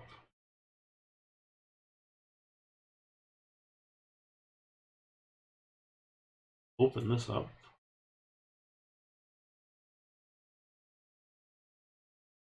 Get rid of that, so the supports are gone.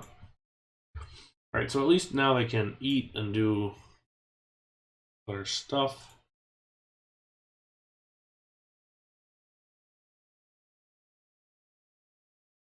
These pathways are going to get bad every once in a while, so we're going to have to just manually clear those out, which is fine.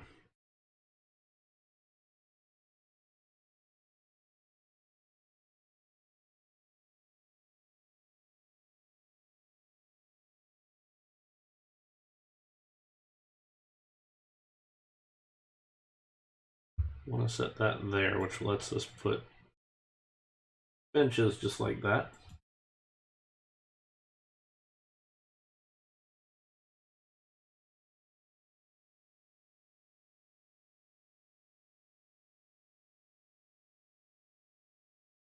This I kind of envision as sort of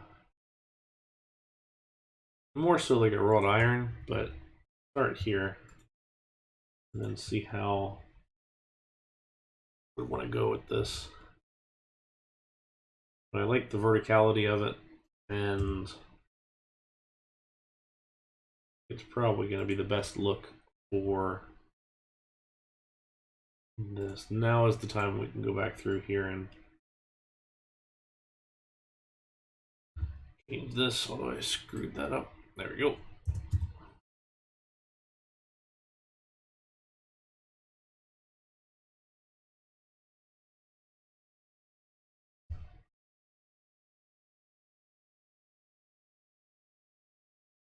Okay. Grab these 2 bits.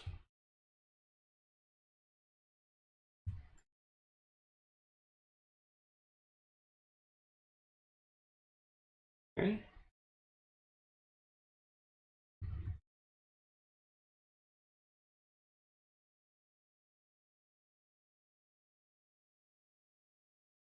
And then we'll go ahead and put that same thing on this side, since we're going through this overall design. We want to keep it more or less the same.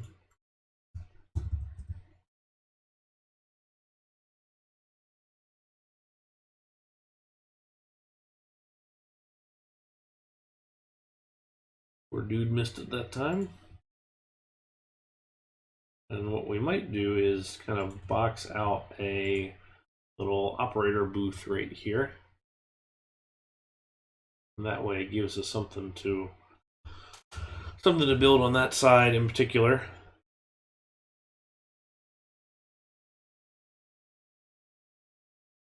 So for this structure, I think I want to see, because there's this guy, this octagonal roof piece. Kind of sort of like, but I'm not sure it's going to be the right fit here.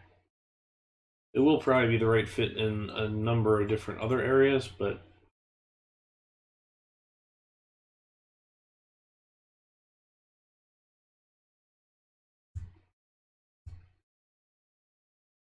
so we can kind of do something like this and then just put a larger like cupola on top of the thing. You raise it up like this, it'll be a nice enough option.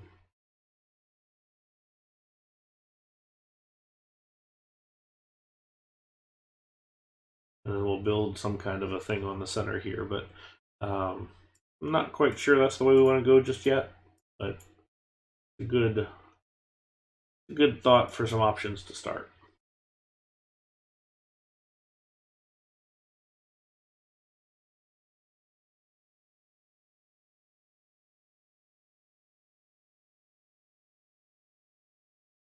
Okay. I'm going to scatter a little bit of the sand texture here. Change up our ground texture. Don't underestimate how much changing ground texture can really help the look of a place. Of course, there's these idiots standing on the train tracks. But you can't fix RCT peep, stupid.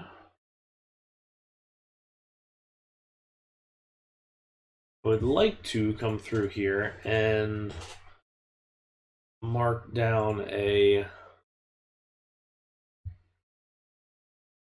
line for guests to not cross. But the problem is it goes into the side here because we went a little narrower. If we widen this up by another diagonal tile worth, we could make it fit, but I'm not quite sure that's what we want to do with it.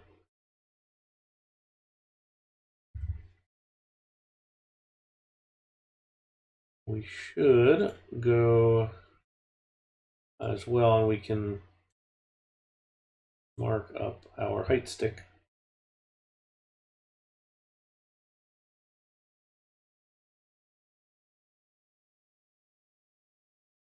So usually my height sticks are 3 tiles tall, and the kids' rides get all green. The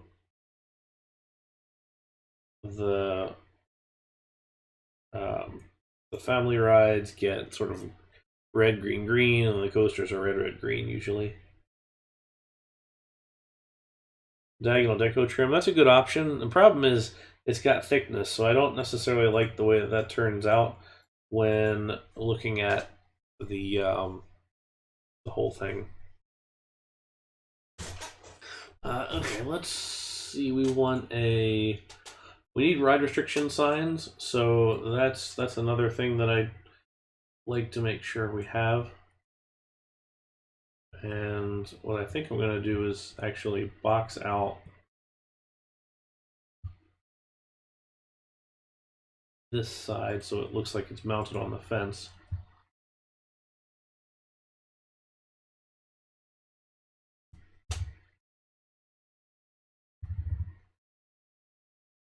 Then we'll also go through here, and then if you make invisible the first tile there, then your your Q sign goes away. Because I like the Q signs. Oh, see you later, Hydra. Thanks for stopping by. Appreciate you offering some suggestions. But if you think about it, I don't know of any park that I've been to, and I've been to a lot of parks, that has an electronic Q sign like this with a scrolling kind of text entry. So I don't really see this as super realistic.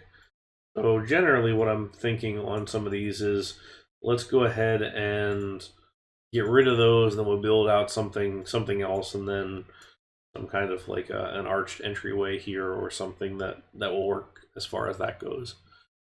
So we'll think about that a little bit and see where we land. But two, like we said earlier, we want to figure out what the best options are for structure here. I kind of like something that maybe has some overhangs on it, and then some kind of diagonals tying back. So one of the cool looks, I think, is oh, we don't have the piece.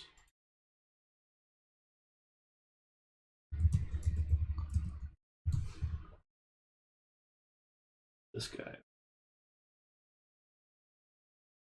So for flat awnings,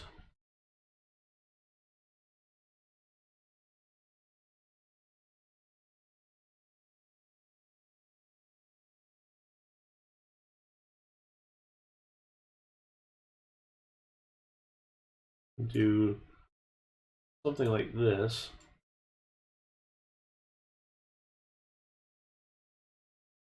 And then find the thin cables. I don't think we have either on this bench, but we can add in. And all those gray or whatever. And then do like a tie back to the building. And you get this really nice kind of alternating color flat awning with structural support that goes around. So I kind of think what I'd like to do is do that on 4 sides of this carousel. So have these sort of nice columns here, some kind of brackets on the columns, these awnings sticking out on either side, then like a little kind of glass top, then our first round of roof, and then like a little cupola glass roof in the middle, sort of how I'm envisioning it at the moment. Which would be nice to have this this piece with the top section cut off, but that's okay. We can figure out some options, I think.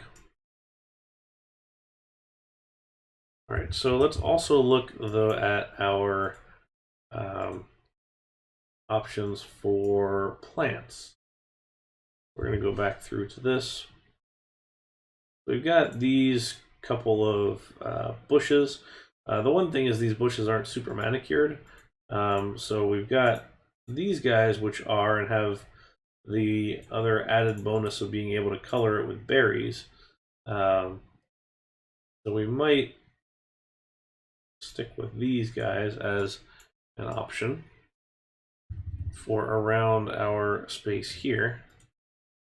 I'm also thinking, just kind of out loud, is it would be neat to do a like some sort of topiary maybe, or something else throughout.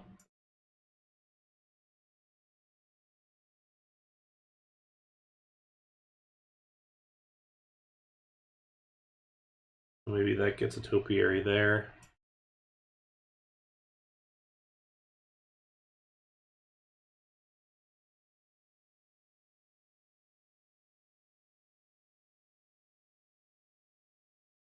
You see a lot of patterned flowers and things like that in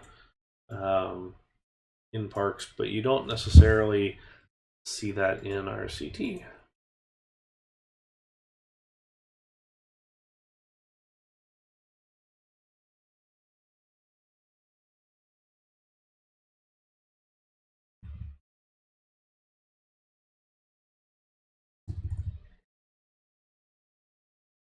Something about these plants that's just a little bit off to me right now. Maybe too dark. The red brings it out a little better. Maybe that's what we stick with.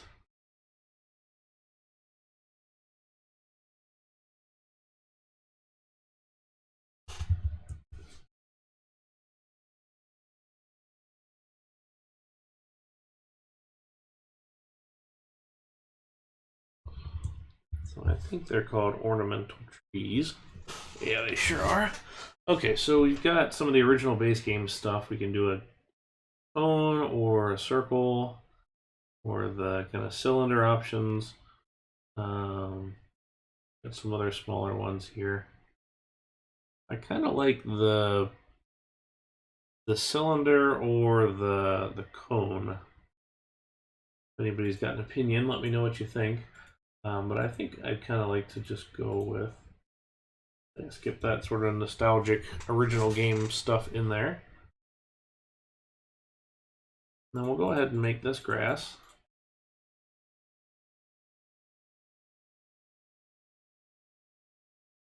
And we also need diagonal flowers.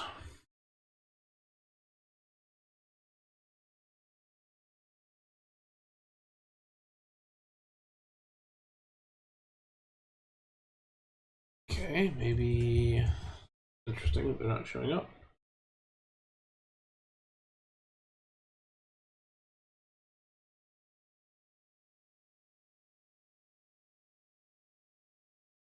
Hey, Dogs Willie, thank you so much. I really appreciate you saying that. It's fun to do these videos, and it's been nice to grow the channel.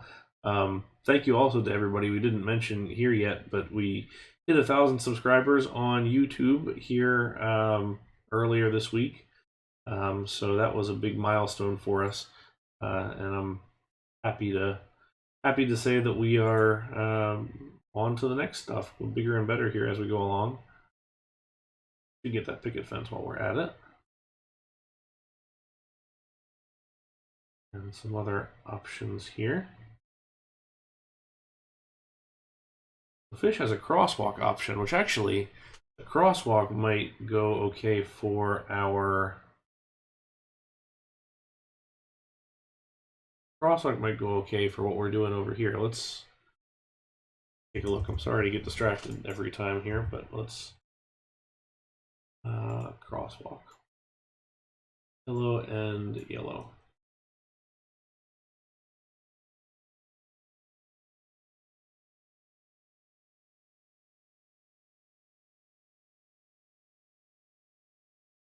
Ah, that's why you need two.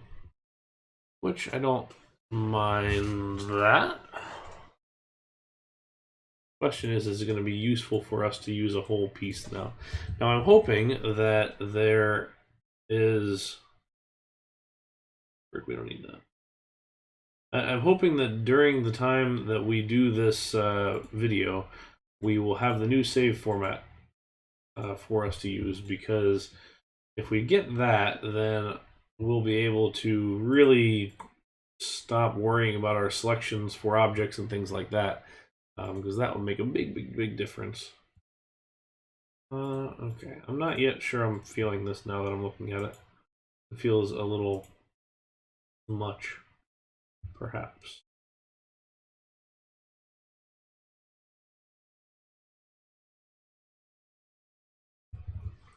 Also, we've got some glitchiness to work through, but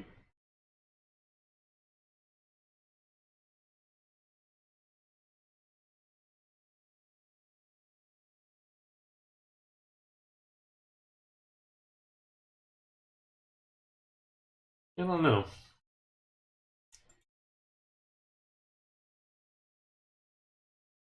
Not quite sure how I feel about that just yet.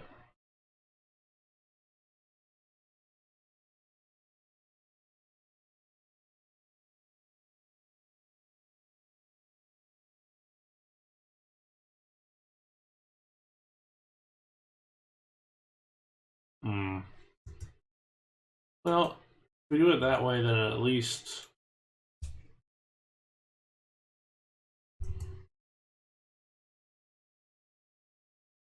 I don't think those are going to last, in my opinion.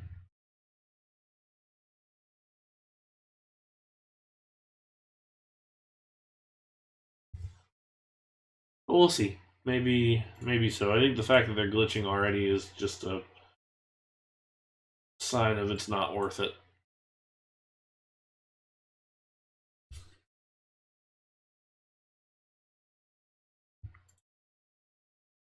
But who knows?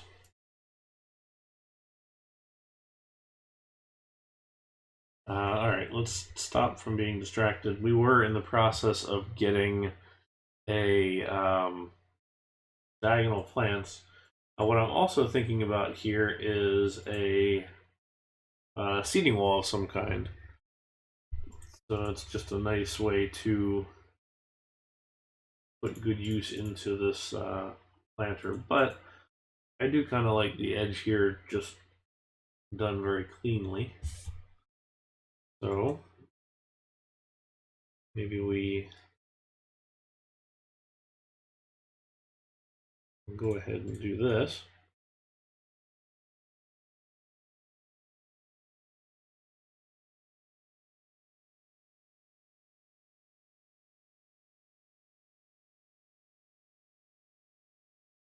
So these diagonal trim pieces, there is a side to them. They're not exactly on the straight or the exact center of the diagonal. You can kind of see here as I spin this on the tile. Now it's on the left. Now it's on the right. It's just like a pixel off. But I always like to change it to the right side just to make sure that it fits a little bit better. Let's go ahead too and see how this looks if we change the curb color here. I think that's going to be too much. Go pink. That's too much. Go brown. That's better, but still a little much. That's not bad. Typically, like when I'm pouring curbs at our park, in real life, I want to make sure that the curb matches the paving. And so, that can kind of be what it wants to be, but the best way here is probably just to keep it gray, but we're going to give this a try in this direction. Let's move this over by one. That way we've got a nice edge piece here. Only challenge is now we've got to fill in the diagonal section here. So that begs the question is, what do we put for our seawall?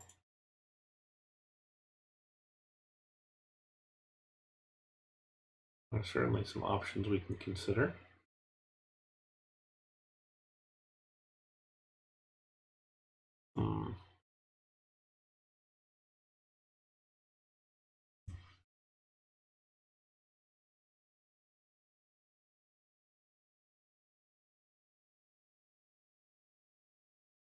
I keep looking at this tree here and trying to decide if this is where it needs to be or if I'm not happy with it. So I think we've got to have a slightly larger planter here.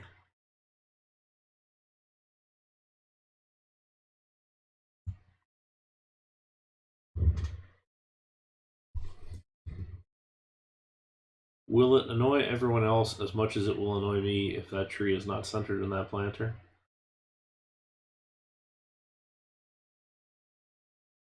I'm going to take that as a yes.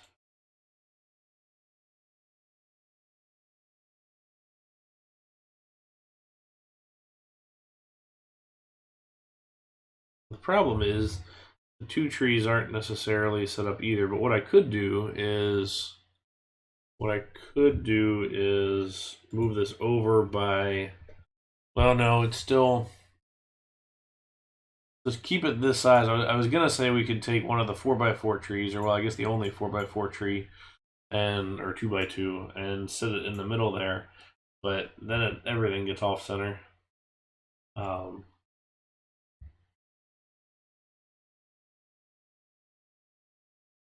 That would be, you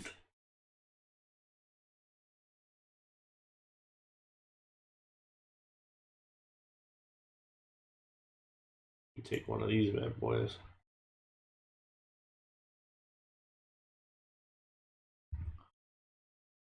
I think that ends up too far over. One of the things to consider about main park paths from a realism standpoint is consider a fire lane. So how are you going to get a fire truck through to every area and make sure that we're good to go as far as access goes? Which is why I tend to like to have a minimum of 2 tile wide kind of at every location, which we'll consider here. So like with this kind of promenade that we started the other week, we have 2 tiles across, then a set of planters, and then like a 1 tile thing on this side. So there's some options as far as that goes. But I don't think you want to spend too much time trying to get it exactly, or trying to either put too much path or not. But you got to get the fire truck for the exploding coaster trains, the coaster trains that must carry a lot of gasoline with them or something. Turns out peeps in this game are very flammable.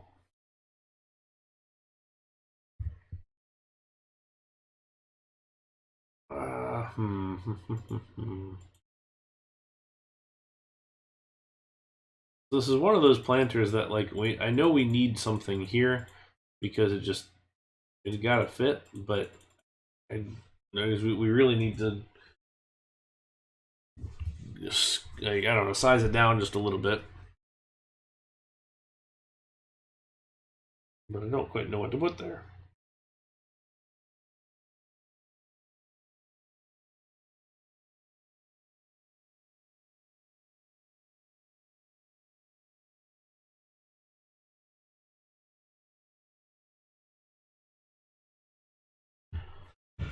Hmm.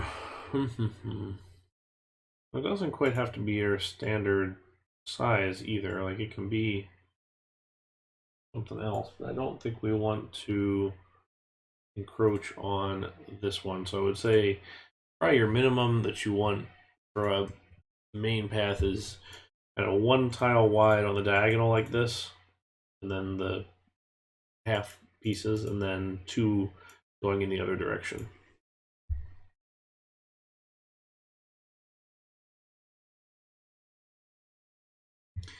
Means we could do like a diamond.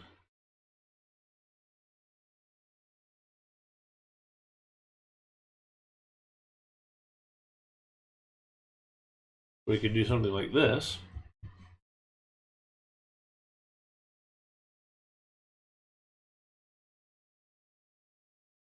Get our tree again, and then turn that into something, whether it's this one on the outside here, just so it doesn't glitch through. We'll just build some plants in there. All right, let me actually get that diagonal flowers, or gardens. That was the word that I was looking for the last time. Okay.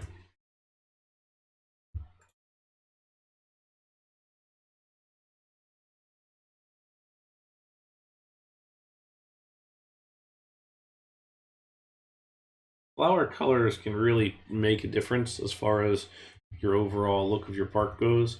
Um, it really can be that pop of color that your park may need. Um, Definitely consider when you're putting flowers in.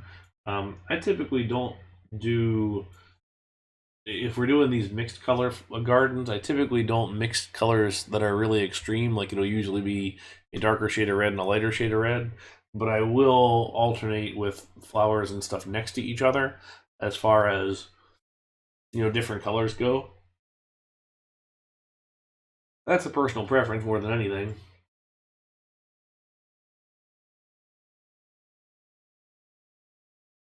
But I think we'll stick with red this time.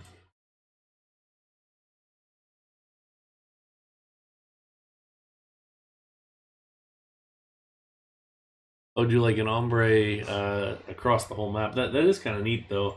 I do like gardens that do the whole, like, flower or whole rainbow across a section. Um, those I always kind of like the look of. Okay, so we don't need to worry about this angle because the wooden coaster blocks it. We do need to worry about this angle, in which case,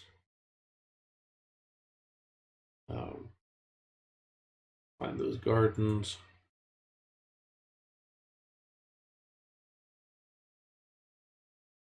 Go.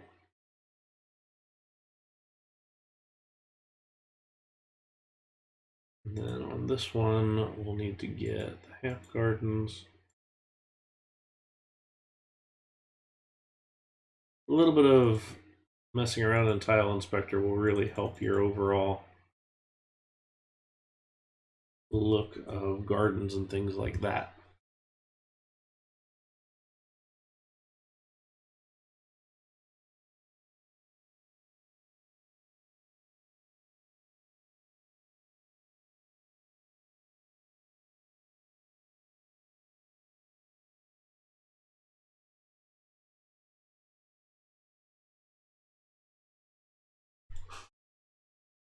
In this instance, we want it like that.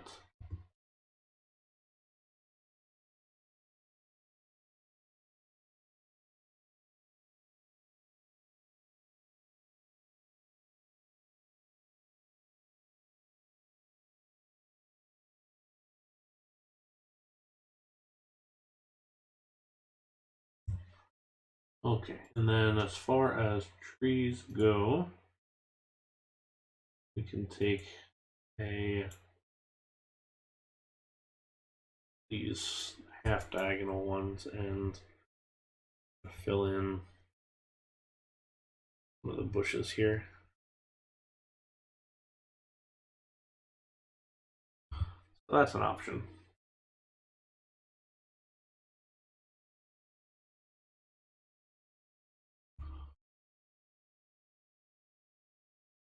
Something like this, we can also consider the seat wall that we talked about earlier. This is a good way to not have to worry about using the curb.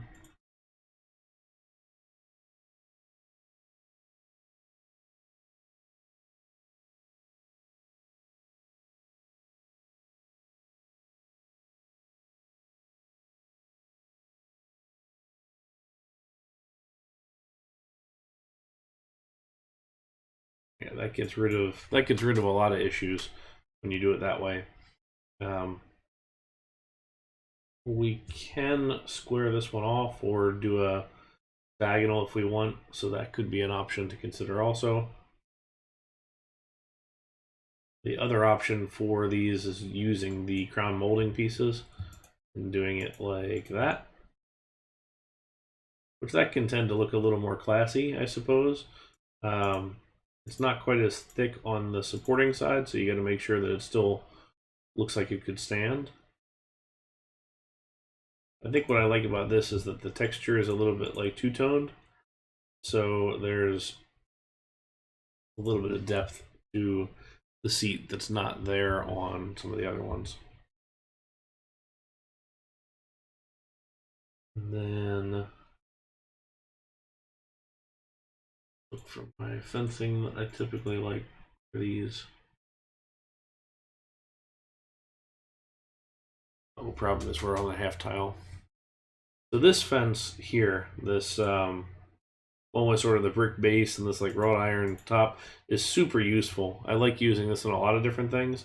So if you put it down and bury it in, you can use just the iron pieces, which is actually sort of a good pathway edging sometimes. If you want to do something that's not a curb, but it is going to keep people out of your planters, you can do something like that.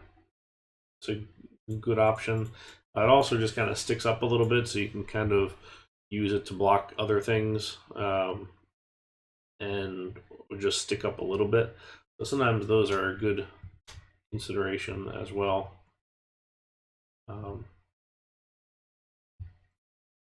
Just to add sort of even more depth to this, we can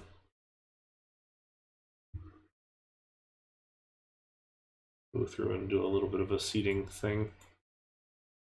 Let's find that trim piece though. Go. Put it on top. Yeah, so walls can actually be, especially if it's a wall or fence that has a useful detail on top like that, it can work really well at the half size. Same thing with stuff like this one. It can work as a nice pathway edging detail.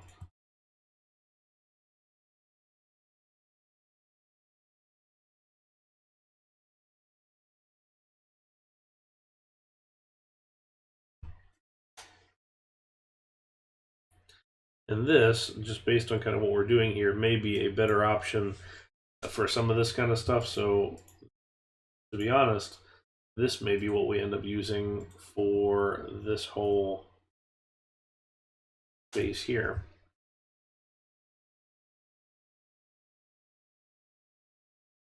We'll leave this in place. Let me pull out these couple here.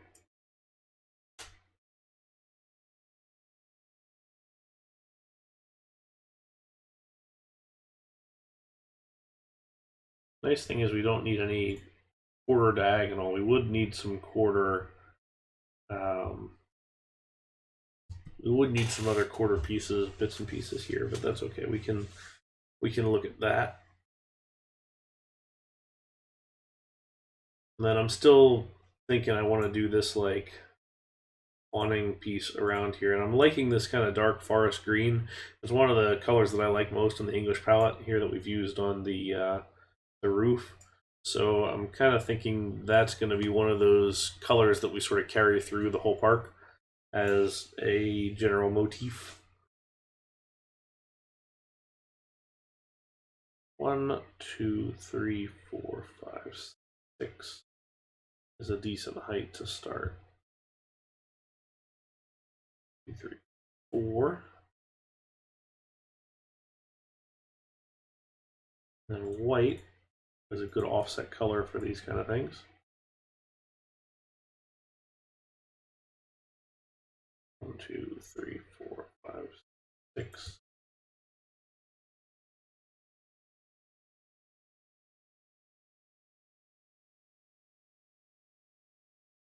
So one of the potential benefits that we have going here, sort of a limitation and a benefit, is that we don't have a good way to do these kind of awnings in a diagonal way. Now we can just do a solid color awning and do that, and I don't think anybody's come up with a striped version yet. But it's certainly easily doable. But on the plus side, by not having the diagonal in there, it keeps our view to the carousel. So we know that the game here is in isometric. We've got 4 views. 1, 2, 3, 4. That's it. So we can't angle it down. We can't, curve it around. We can't do anything like that. But we can do kind of strategic placement of objects and cutaways and things like that for us to be able to see what's going on. And I think that's what we're going to end up doing here. Okay, so 1, 2, 3, 4. I'm going to go 1, 2 out. 1, 2, 3. 1, 2. 1, 2.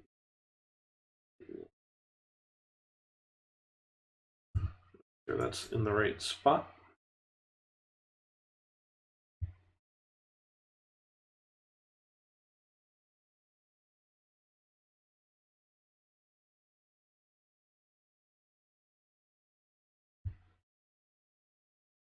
I think the first one I saw do this, 1, 2, 3, 4, 5, 6, was shotguns, and she did a really nice job on the using these awnings.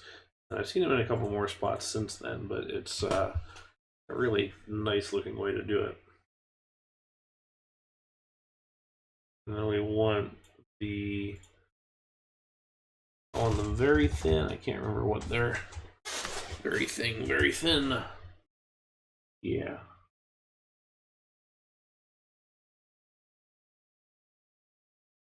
Oh, and now we've hit our limit. Get rid of that.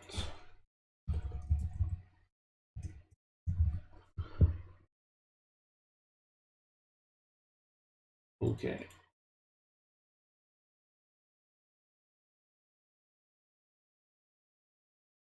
These objects get very, very small, but they are probably your best bet for some of these things.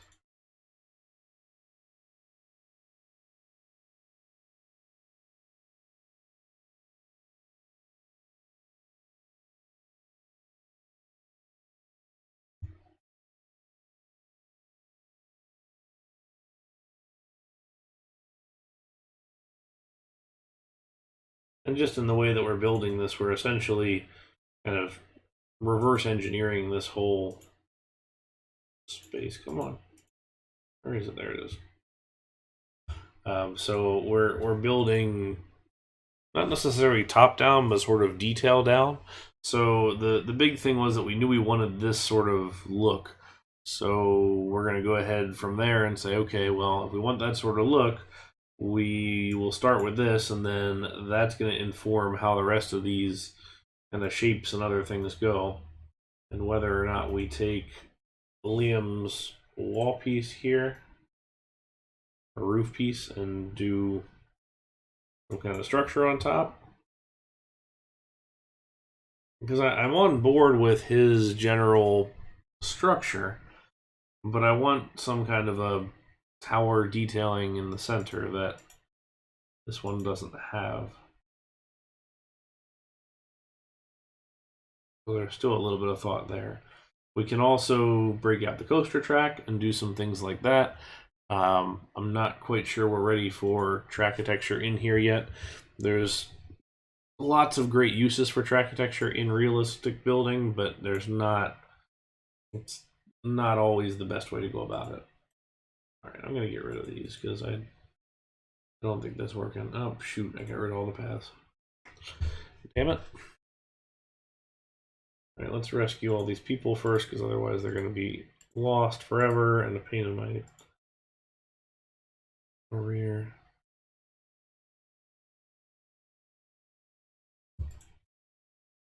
Okay.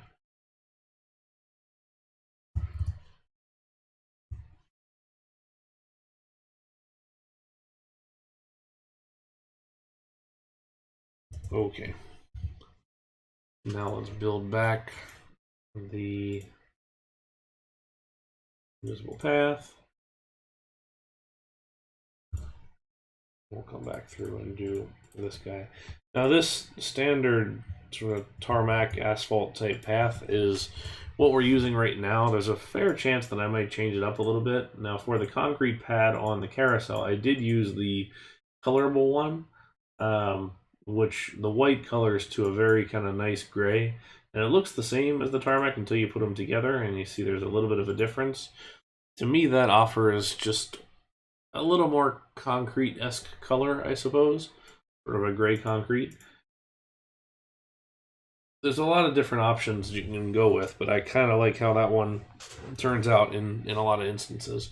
But we'll stick with that for now. So we still have this little kind of wedge of space here.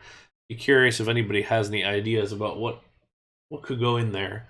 We don't necessarily want to just do trees, because that's a lot of space for trees here. We could do some kind of a larger garden space. We could do like a garden walk.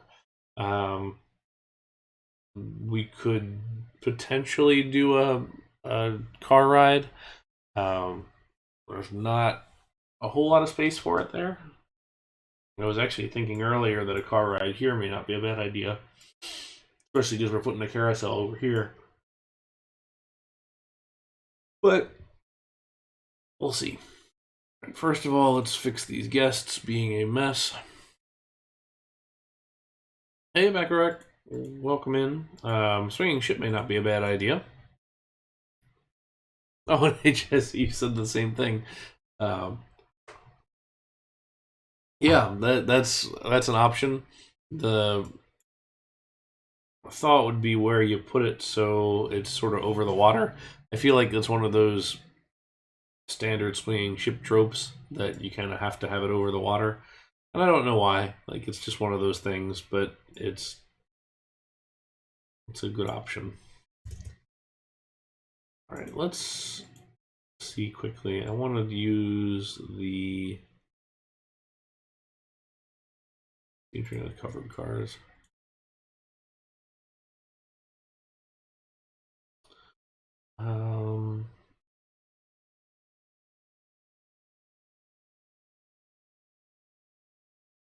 There's a lot of different miniature railroad options as far as custom scenery goes. And miniature railroad's been used for a bunch of different things too. Why classic helicopters selected? I don't think we need bicycles. So we can go with the American style steam train. That's not a bad idea. The CP Huntington is what I think I want to use. All the different vehicles and everything are also here. Here's like a narrow gauge railroad. There's also little like mini railroads like you see at Knoebels.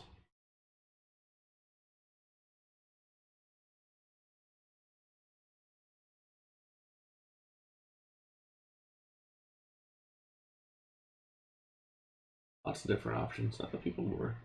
You guys seen that one before?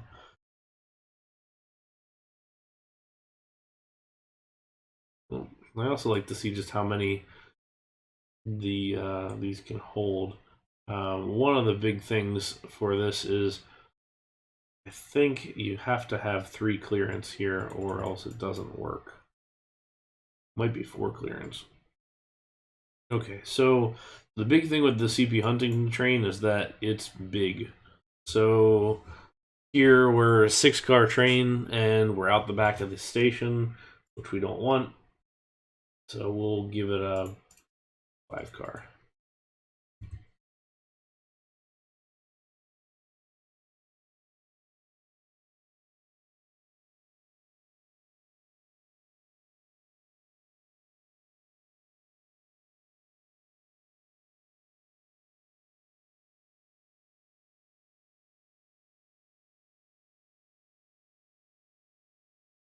What we can do too, just to at least have it running to some extent, is open it up like this. I'm kind of thinking we take that. We were saying we like that forest green earlier. I'm kind of thinking that may carry through to the engine here. There's the, okay, I see. Let's take a little closer look.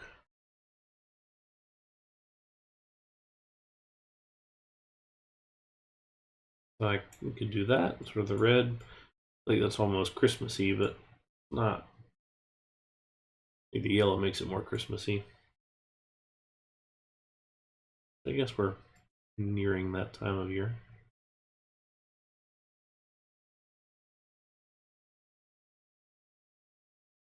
Let's do that.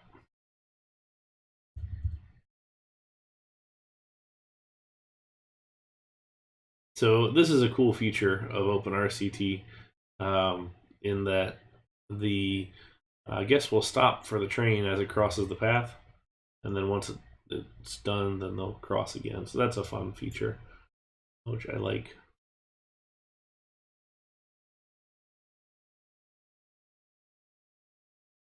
Shame that you can't change the Peeps uniform from that blue, but all right.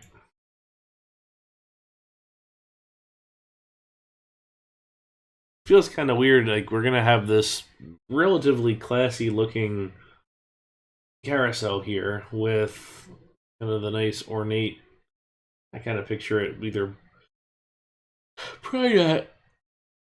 Oh yeah, I'm tired today. Probably not the green iron, but probably more black, and nice kind of structure throughout. And then we're gonna have this like kind of pool or riverside, lakeside bar on this side. So it feels like it's sort of a mix of sending some mixed messages there.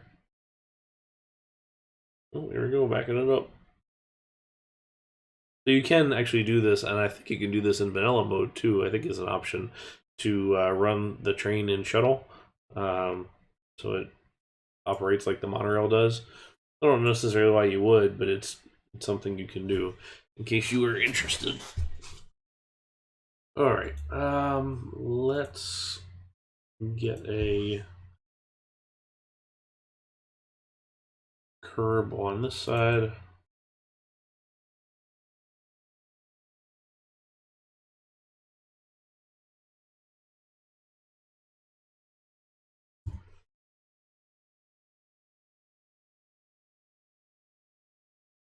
So some little details now. We're gonna give ourselves a red here, and then little one, I think, here. Fire hydrant.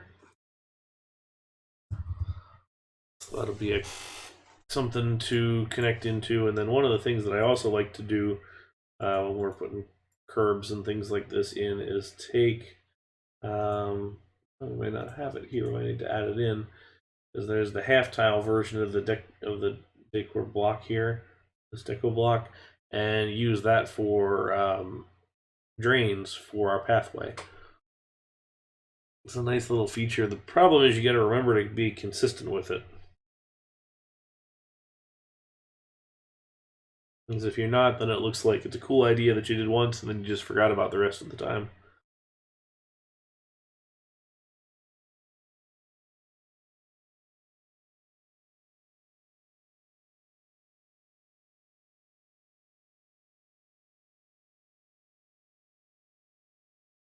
All right.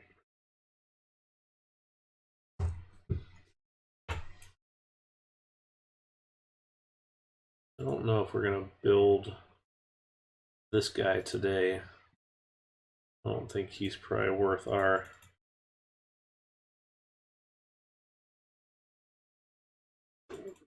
building. I'm almost kind of wanting to do the I don't know. I'd either do the troika, where it's the 2 by, well, not 2 by 2, I guess the 3 1x1s, or it's the or it'd be the 4x4 one. So we could kind of like this one, because then you do different colors for each of the units, and it's nicely.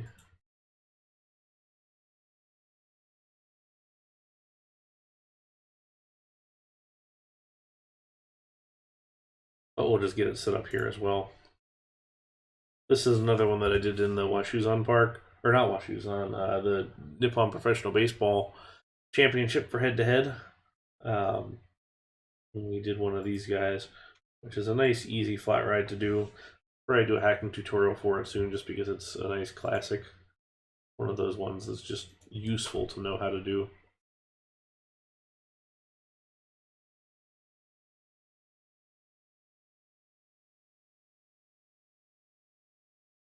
We haven't really done a whole lot of plants just yet, or trees, or anything like that, so we could get into a couple of those.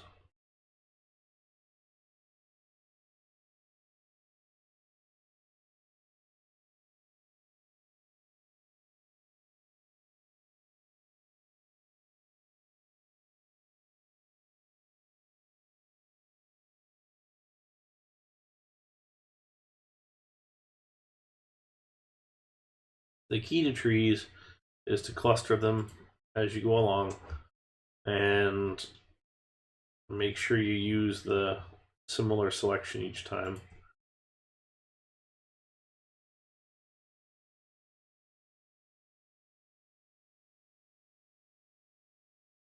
But what you don't want to make it look like is that you're basically using, say, one type here, one type here, one type here, and conversely to that, you want to make sure you're also not going through and saying, okay, well, I'm using one of every tree and then I'm going to repeat, and one of every tree and then I'm going to repeat. So you want to avoid that whole thing. But you never just want to place trees. You always want to come back in with some bushes and some other landscaping, and make sure that it's covered with some of that little edge and ground detailing.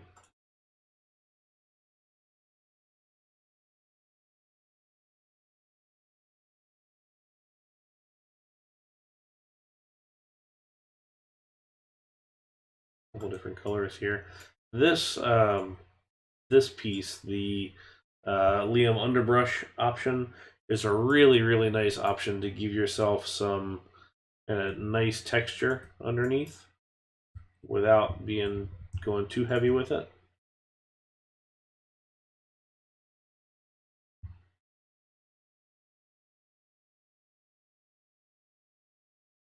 And it's sort of kind of set up as a triangle, so then it's kind of easy to sit in diagonals too. What we're going to do is grab our flowers here. So let us go through and place some more manicured landscape here.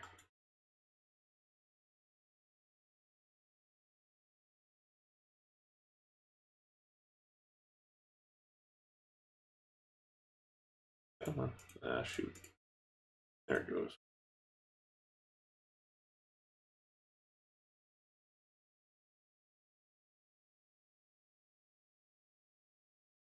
All right. We can kind of take this and dye it in there, and then we'll get a bit of our more polished bushes, the ones that look a little cleaner maybe, and we can do something here just to give us a little bit more No, you may not. You may want to keep that just more clean. And then when we come in here, we can take some grass, and then it brightens it up just a little bit.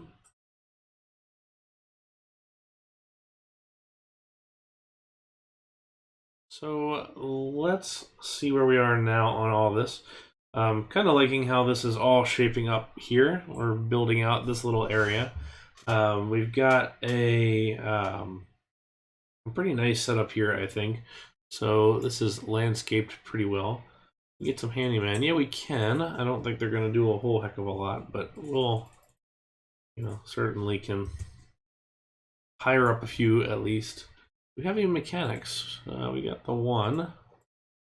Right, we'll get a security guard or two and go for that. You can tell everybody's lost because they're pulling out their maps and looking at that. So it's interesting.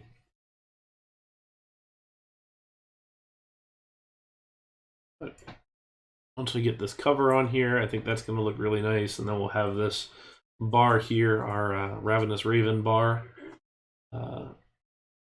Still like that name, that was good.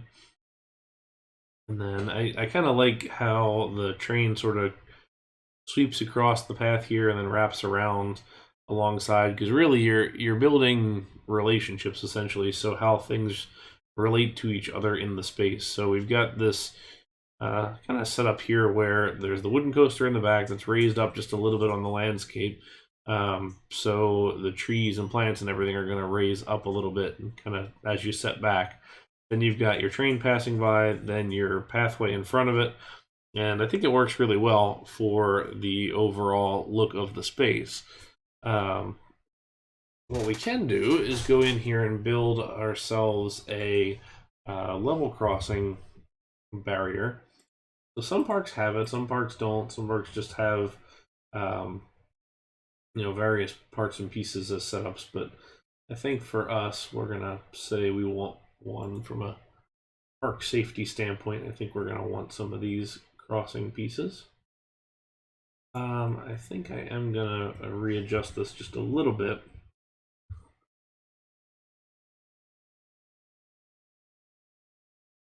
I'm gonna readjust this to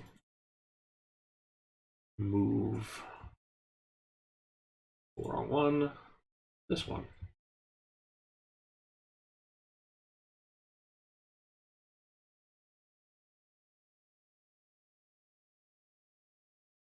We'll be right up against this flat right here, which is fine. But I think I just wanted to get slightly away from how that turned right out of the crossing.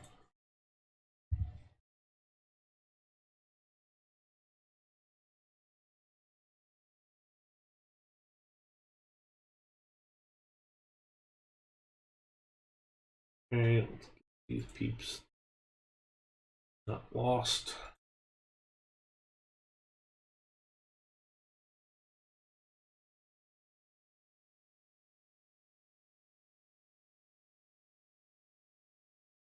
Heading for twist 1. We put that. Oh, it's the music that I use for the beginning of the stream. It's twist 1. Nope. I'm not actually sure we're going to get to another coaster today, only because I feel like we've spent more time working on the this area, which I'm okay with because I feel like we're developing out some of this pretty well. Let's find the other picket fence piece.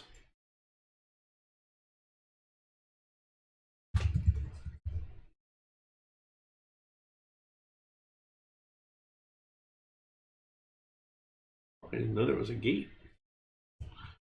Oh, fancy. So this was one of the suggestions Belgian guy made. I don't know if he's still here or not. Was to use some of the picket fence, which we're gonna see how this looks and decide kind of if we want to stick with this.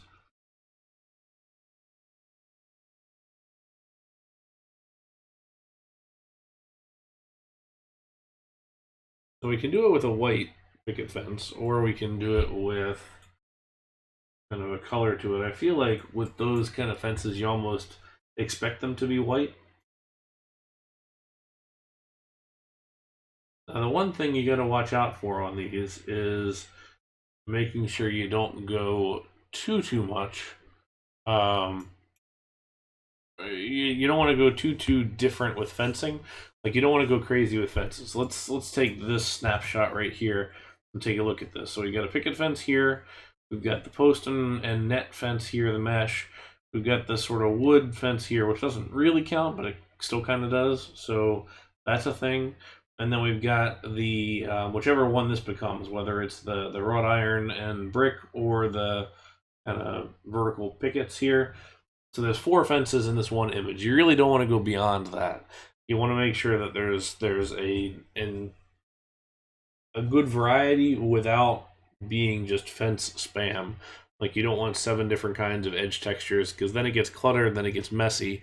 Even if it doesn't necessarily look it right away, you're going to be able to notice it, and you'll kind of be able to sense it.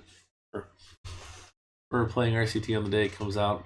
You know, it's funny. I had got it the same day it came out also, and it was one of those where I remember, like, I still have a very distinct memory of driving or riding home in the car, looking at the back of the box and reading the back of the box and everything.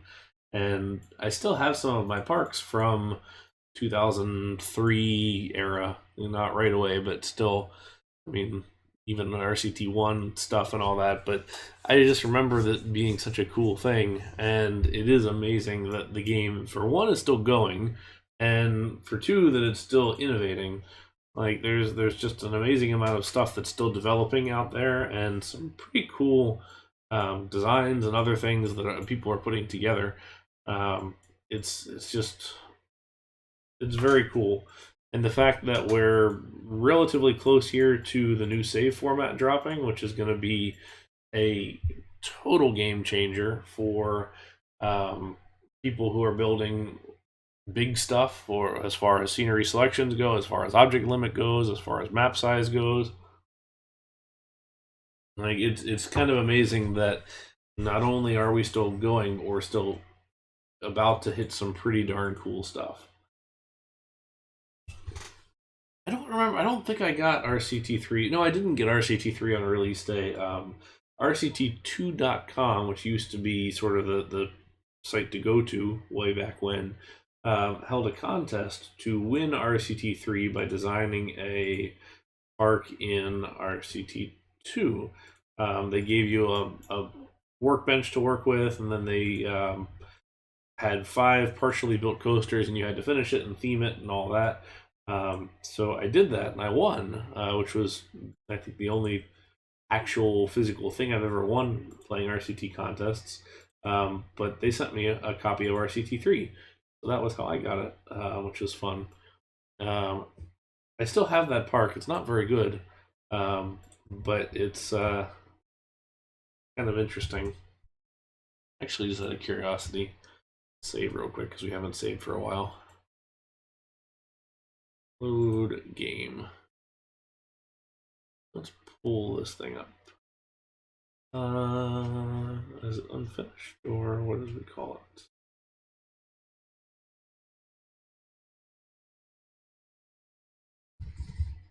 Oh, it's probably under my finished parks. Finished. There you go.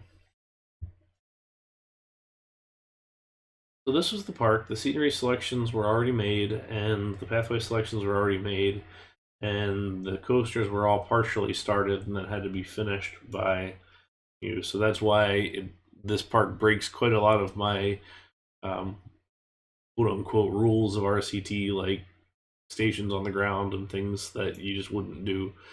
So I went with this like multiple themed area. So we had this like kind of wooded western type space, big fountain on the way in, kind of entrance area there, and then a wooden coaster here called Explorer, which is just a little maybe a little bit too filled in, but we've got a layout that's not good at all. But if I remember right, this piece was existing, this like peaked roof piece, and then the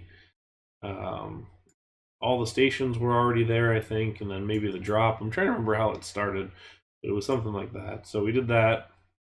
Then I had this like sort of Spanish type area here and did this inverted coaster, sort of inspired by Silver Bullet almost, color wise, and with the Cobra roll going across the pathway.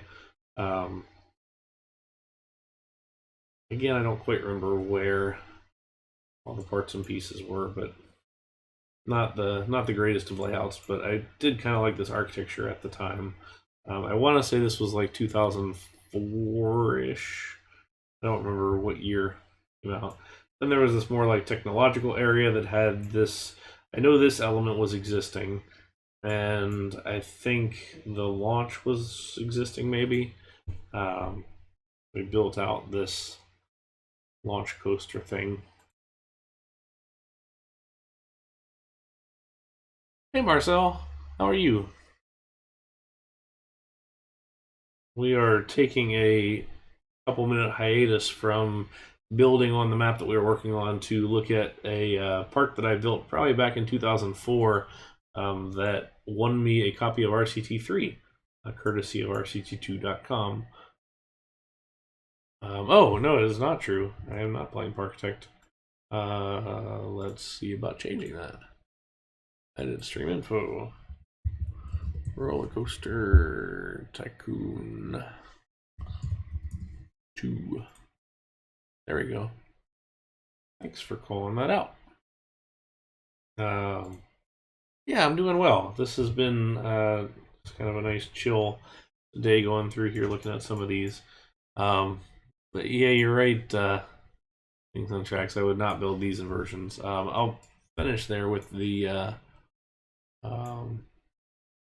I don't think it's a title screen park.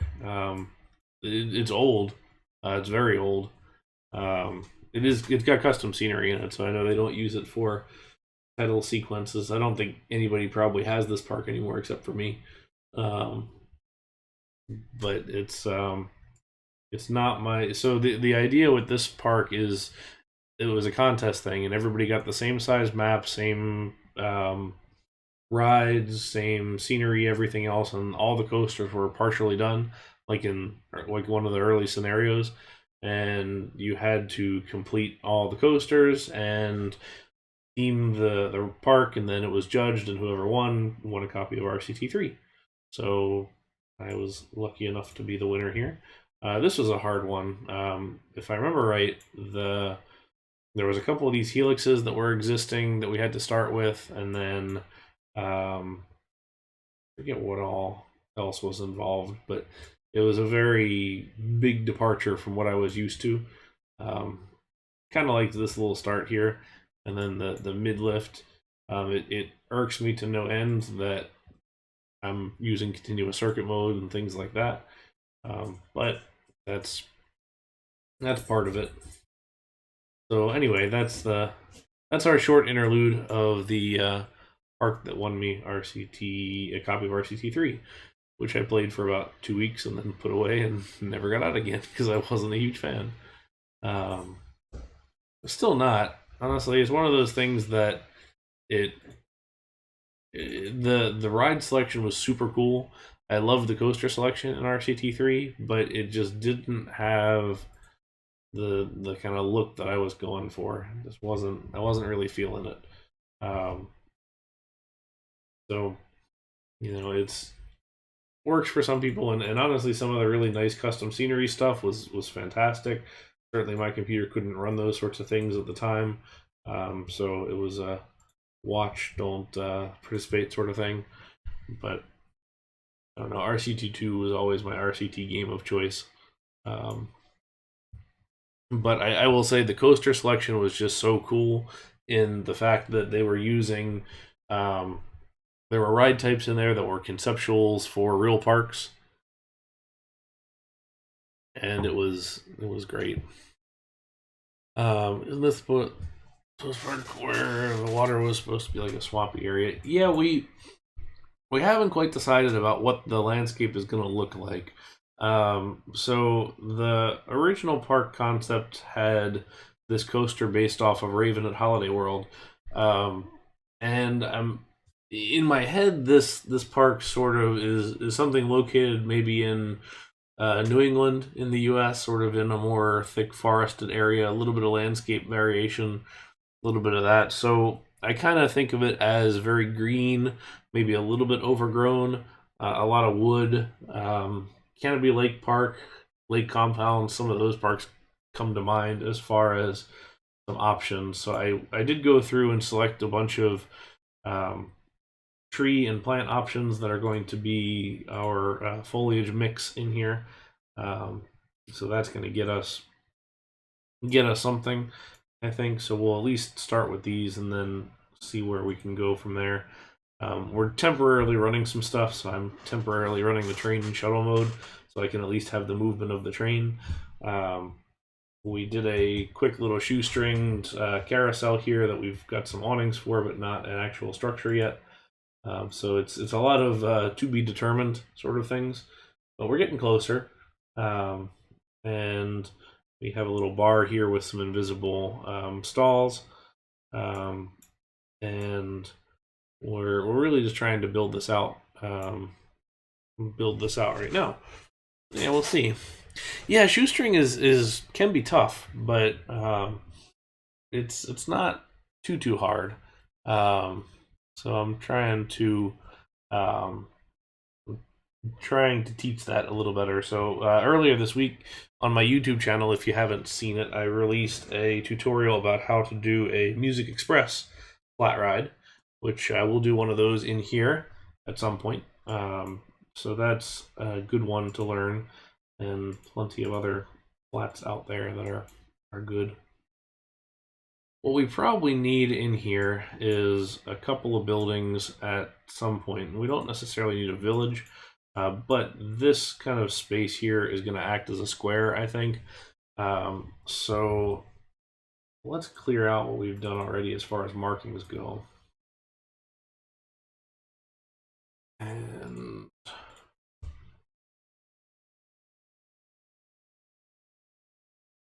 we're going to go through this and do this because I like to keep it clean. As we start to finish, and I'll say finish being very basic, do that. I like to keep it clean up the textures and all that kind of stuff just to give it a little finish. Still on the Topple Tower. It's coming. I've got it built in the hacking tutorial park.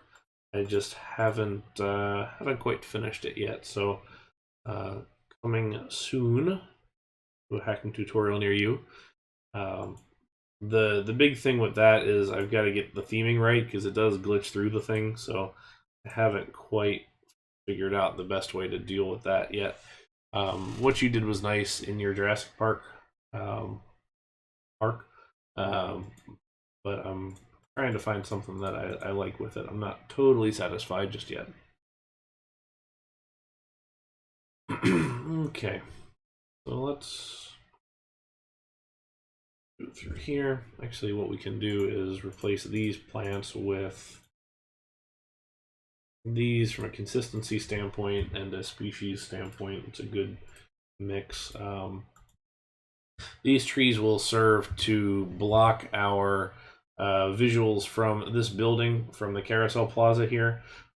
So whenever we get this building up, we'll be able to screen it a little nicer with the Steve trees here, and we will also be able to get a nice little bit of landscaping in here. And for those who don't know why I call these Steve trees, is there's an RCT player on New Element named Steve, and this is his this is sort of his signature. He's been around for as long as I have, building from early, and this is his this is his kind of thing. So call him Steve Trees in homage of him. Oh, and thanks. Yeah, it's fun to talk about the realistic details that might otherwise get missed. Actually, it's funny. We're blocking one realistic detail of the fire hydrant that we put here. for our connection standpoint. So we dropped a fire hydrant here because A, it's right up against this building, and B, it's along our main path. And we talked earlier about wanting to make sure that the main path is at least 2 tiles wide on the orthogonal grid, and then on the diagonal, we're going to go at least one like this plus the diagonals on either side so that we have a large enough space for a fire lane. Code standpoint, at least in Florida, it's 20 feet wide for pathways. So all of our park paths at the park that I work at in real life are 20 feet wide, minimum, because that's the code requirement. So yeah, so at least we want to be this wide on this kind of path as we're going this way, and then when we're going diagonal, I think just proportionally, it looks nice if we just kind of stick with this setting here. It's a little bit fat once you go slightly larger, but larger and smaller is kind of relative. You can easily grow and shrink as it comes along.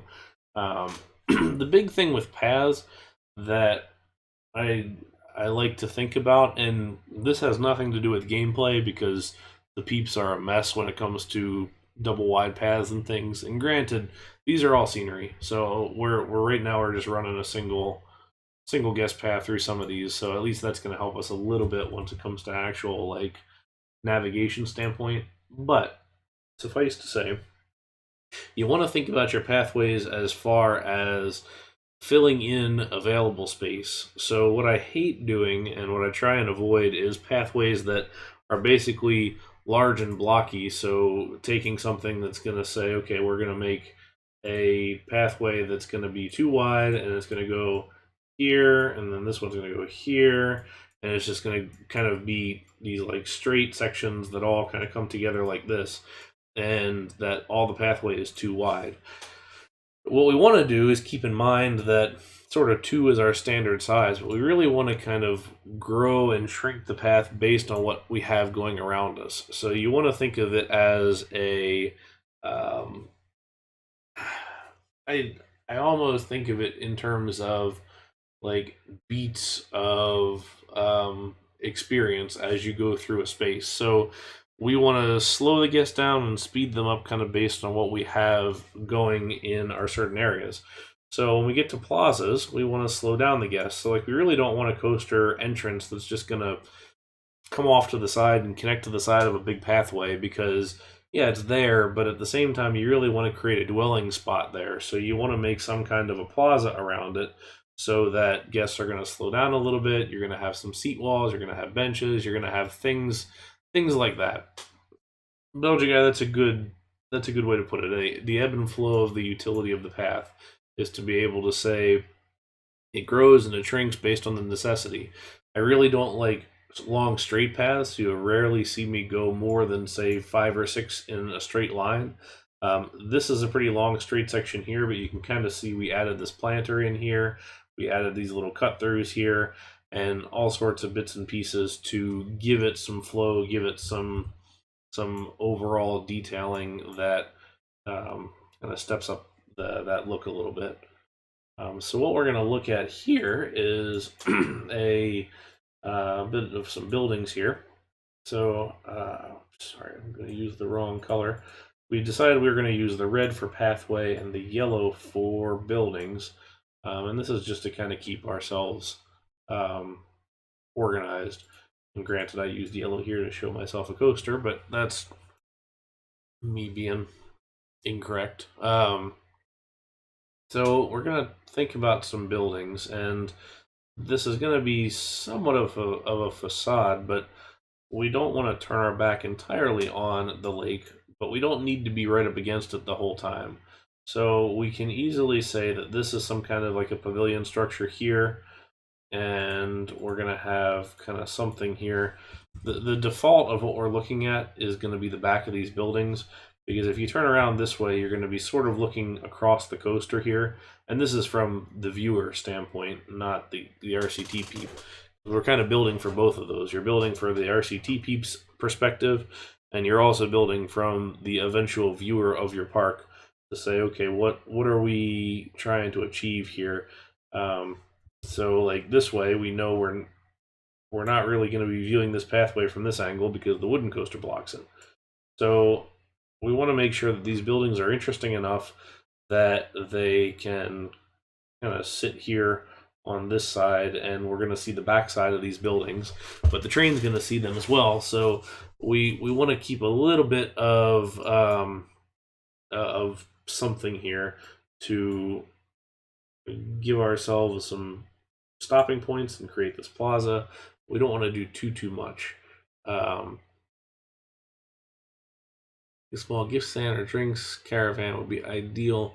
Yeah, I would agree. I think we want to do something like that. But it's good. Interesting how you plan certain areas with your park in your head.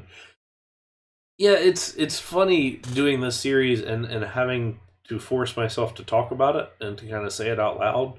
So I have all the ideas in my head in a lot of cases about how we're going to build these things, but we don't necessarily I don't necessarily articulate that, and now I'm trying to teach how I do that. So it's a very very different instance, I think, but it's good.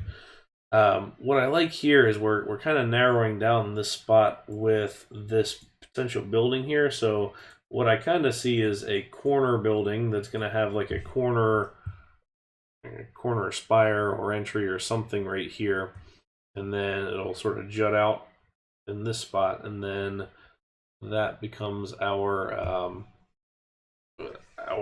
first kind of major building, anchor building here. We have this guy as our exit through gift shop and photo for the ride, which typically you're going to exit, of course, your guests through a photo building and a gift shop. So we'll have that one. We'll have this one. This might be seating, potentially. We have some seating over here, but this could be another seating area. It could be one of these sort of half and half where it's a, we'll call it like a Dippin' Dots cart on the one side and then a seating area on the other. That may be an option. It can potentially jut out just a little bit, but we can see that these aren't aligned, and we don't want them aligned. Really, unless you're doing a very rigid, like Disney style Main Street, you don't want your buildings to align. You want to have that sort of natural flow, the growth and the shrinking of the space. So that's what we're going to do here, because then we can kind of build up and shrink down what's going on. We can also take the path and kind of widen it and shorten it. Maybe this becomes a little planter here. We're going to use this guy again only because he's the most see-through. And that's the best choice in my opinion for planters. Something that occupies but doesn't totally block. And then that way, by putting this tree right here, we're basically forcing guests to go in where we want them to go. So we're going to say, all right, this tree's in the way, so you can either cram yourself down and go through this little narrow spot, which is going to either push you into this building, so we're going to push you into a revenue opportunity, or we're going to say take the easy route and go around it, and when you go around it, you're going to be face to face with this new ride here.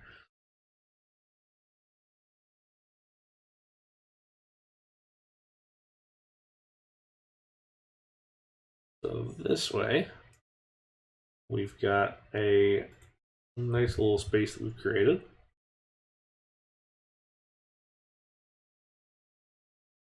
And we're kind of forcing guests to work around us.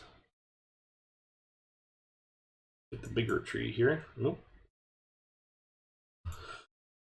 So we can put that there, although the one downside of it is that it partially obscures my ride here, which is not the worst of things, but it's still something that I want to consider and make sure that I'm not being making a poor choice on. Doing a pavilion, I'd do it in the main body of the path instead of near the railroad. Yeah, so I think as I've been thinking about what you said, Belgian Guy, what could be a good option is to take this space back here, because what we're suffering from at the moment is we've actually got a lot of space here and we're kind of running out of stuff to put in it. What we can do is put like a sort of bandstand type thing right in the back here, like a little pavilion with those white picket fences on either side, and then we can stick some seating here, and that becomes now a new kind of opportunity for us to fill in the rest of the space without putting a ride in there, which is kind of what I didn't want to do.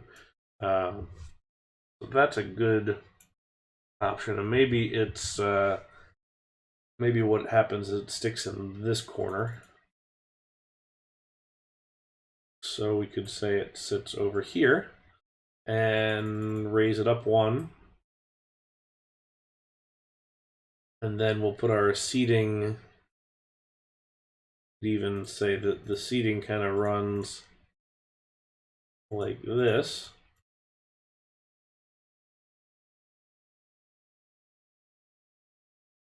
Okay, I wasn't sure where you meant in particular. But yeah, that works pretty well, I think. And then this can go up here. And then since we're at an end point here, we'll go ahead and stick a restroom building back here. I tend to forget to put restrooms down. I don't know why, I just do. But it's one of those things that it's always a last minute thing when I go, oh crap, I forgot this again. So this time we're gonna stick that in very nicely and put it in sort of the back end. You don't really want restrooms along your main path. You want them to be at least a little bit to the side just to keep it sort of separated. You want to make sure that that's sort of on its own. But each area should really have its own kind of restroom. It should have its own gift shop option. It should have its own food option. You shouldn't really have to leave an area to be able to get one kind of necessity of some kind or another. The other thing that we want to think about here, as far as width of path goes, is putting carts and things like that. So we have, you know, a balloon stand perhaps, or some kind of a cart reseller, or maybe even props or theming, photo ops, stuff like that. So if we take a little bit more space here, we can at least build that up just a bit, and this building gets a little smaller here, which is fine, because I don't want him to interfere too hard with the pavilion itself. What we might do is, we were looking at using Liam's object here, this big roof object, for the carousel. This might actually become our bandstand thing, although it's awfully gigantic, so it might crunch down just a little bit. We could kind of crunch down that way and then squeeze those seats in a little bit and see what we're doing there. So we'll try and do some show venues in this park, as far as like enclosed show venues, as well as some of these little outdoor seating type areas.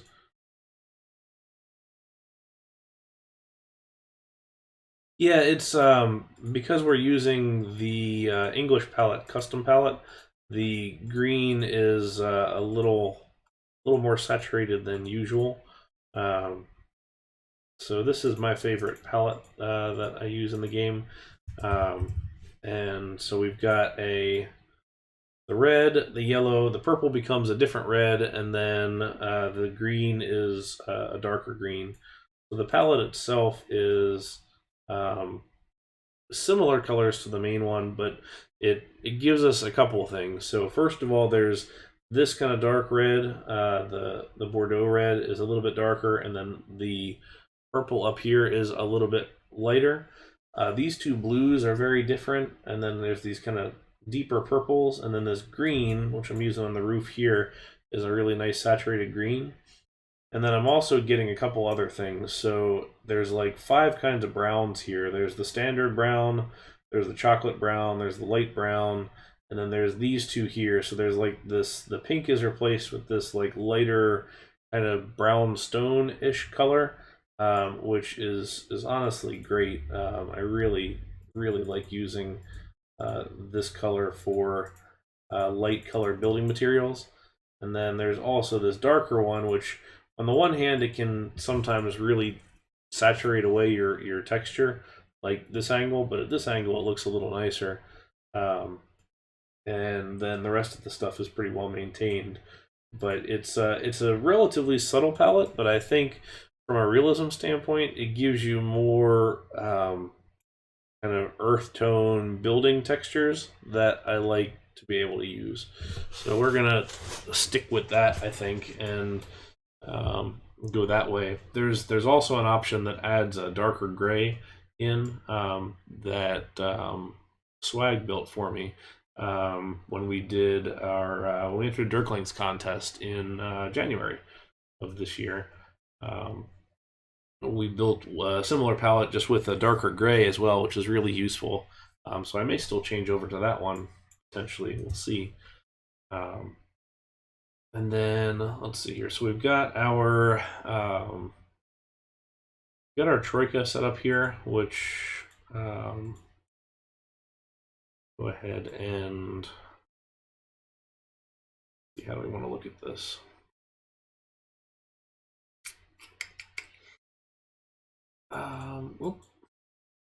Right. So usually on flat rides, the entrance. Oh, and thanks for the subscription, Marcel. I appreciate that.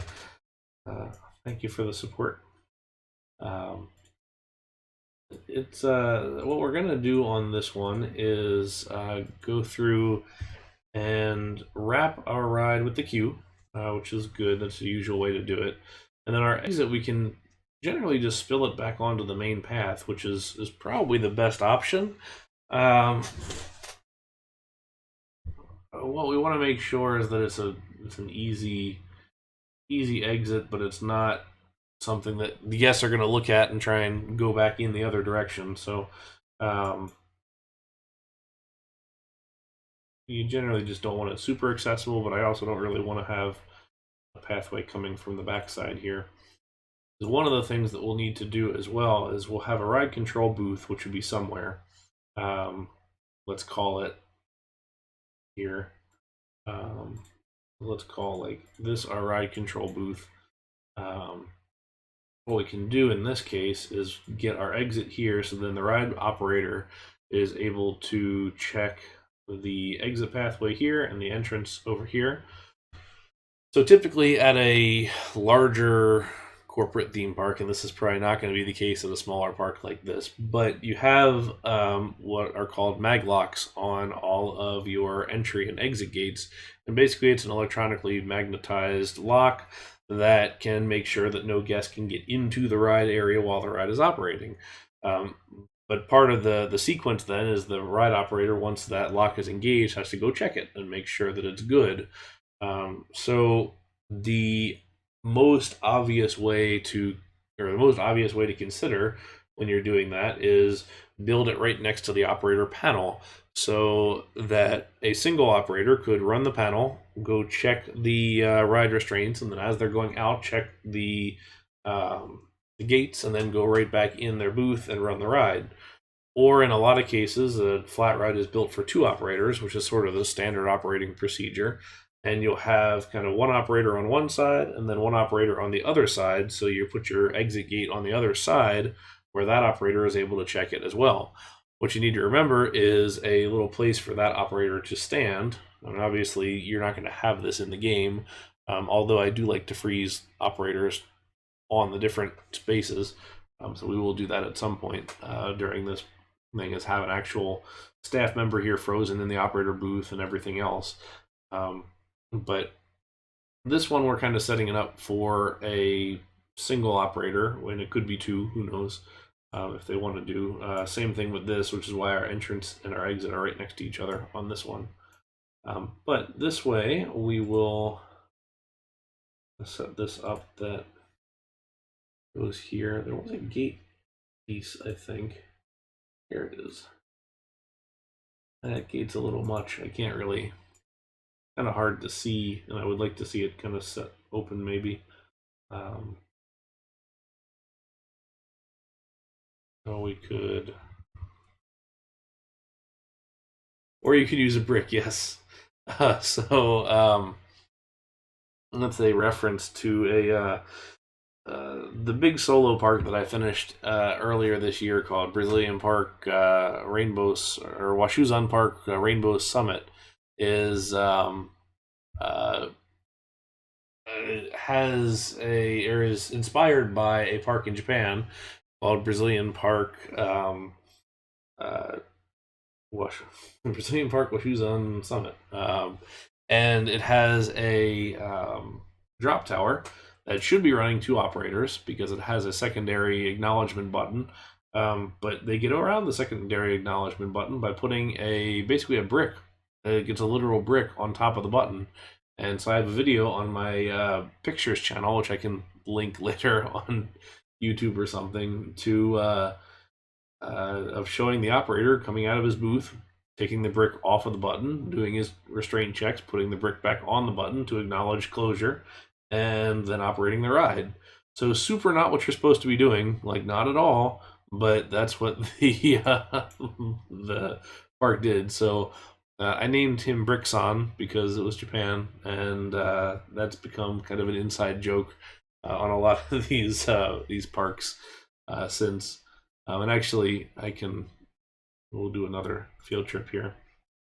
And hi, Caxips 06. Spec wise, nothing special. I'm running an Alienware 17 laptop, and it's got an i7 processor and 32 gigs of RAM, and it works just fine. It's sometimes sounds like a jet engine when we're working hard here, but it's holds up pretty well. All right. So we're gonna step over here just real quick. So this is Washuzan Park Rainbow Summit. This is my last solo park that was 2 years in the making, based on the real park in Japan, and has a lot of research and everything else done. Because we hit 1,000 subscribers on YouTube earlier this week, which is exciting. I said that one of the things that I would do is do an inside look to this park, because we've never done that for this park. I actually said very little on it since we finished. Thanks, Marcel. That's exciting. I'm glad that we made it there and are beyond now. But I thought I would do an inside look on this park and go through the park history, because I did write a full park history based on the real park and based on the Japanese economy, and there's characters in it. There's actually a kind of a fun write-up. Certainly, if you haven't downloaded this park, you ought to do it and read the README, because it's kind of fun, I think. But if you zoom in on here, we have our little red brick here with Brickson, who is operating our drop tower. And then if you click on the operator here, the frozen operator, you have operator Takuma and Brickson. That was one of the little Easter eggs that was buried in this park. So anyway, this is just a quick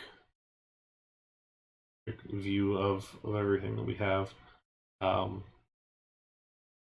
One of the things, actually, we for this this abandoned observation tower, which is based on a real one across the street from the real park. I use the monorail pieces here, and I'm thinking this is going to be relatively possible to do a smooth custom ride version of this, kind of in a similar vein to how we did this Starflyer, which was a couple months ago. So I'm working on that right now, just as a proof of concept, to see if I can make it work. And then if I can, we'll do a tutorial video for it. But anyway, all right, so that was our field trip. Back to our park.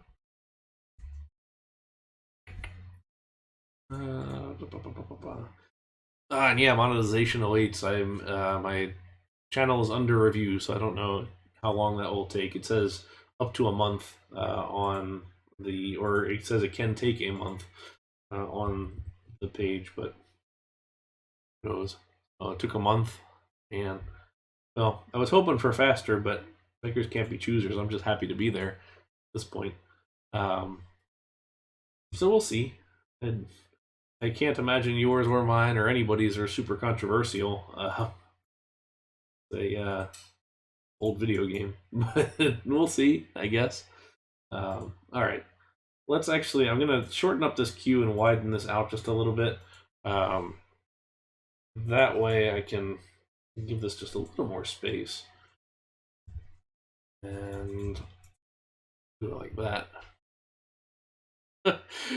How did the drowned guest go? I saw that was sitting on YouTube as an upcoming event. If I wasn't streaming, I would have joined in. But how many guests did you drown?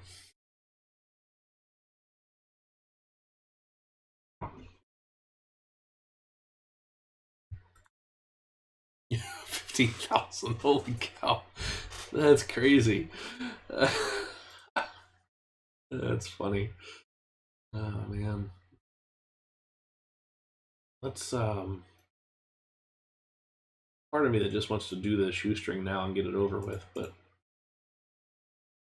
oh.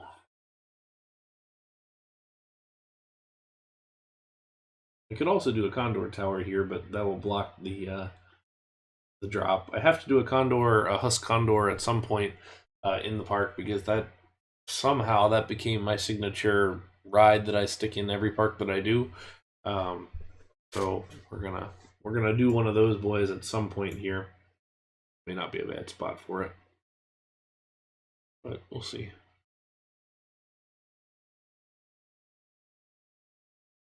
Yeah, it's one of those that for whatever reason it was a hack that I had seen somebody do in kind of a large form, and I thought we could do it a little bit better. So I worked on getting a design that I liked, and turned out nicely. It was one of my very first hacking tutorials, and it just so happened that it fits really nicely in a lot of parks and a lot of options for that sort of things. So, well, I'll stick with it and keep it going.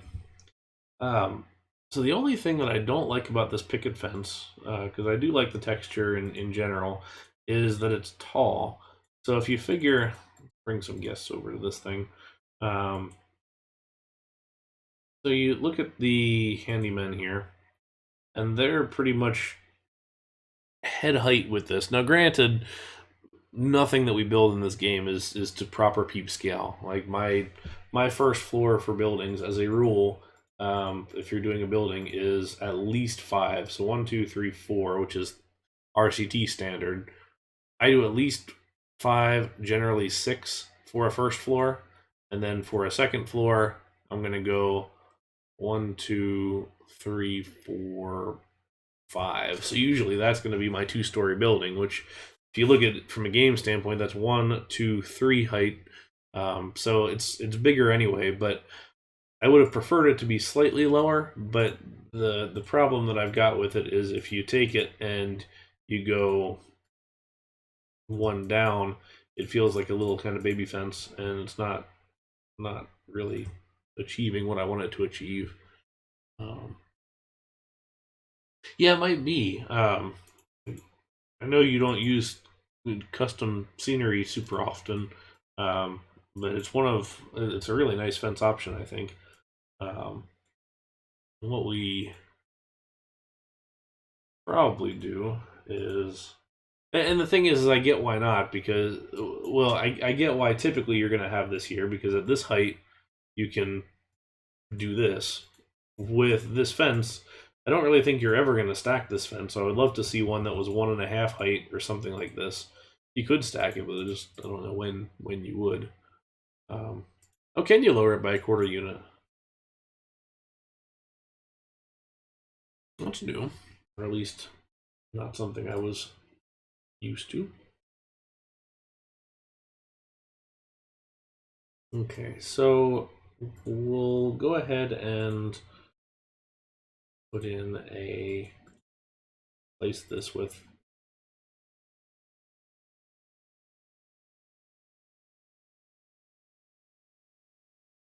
Really, I didn't know, because I know you can do the invalid heights on the coaster. Oh, clicking everything but.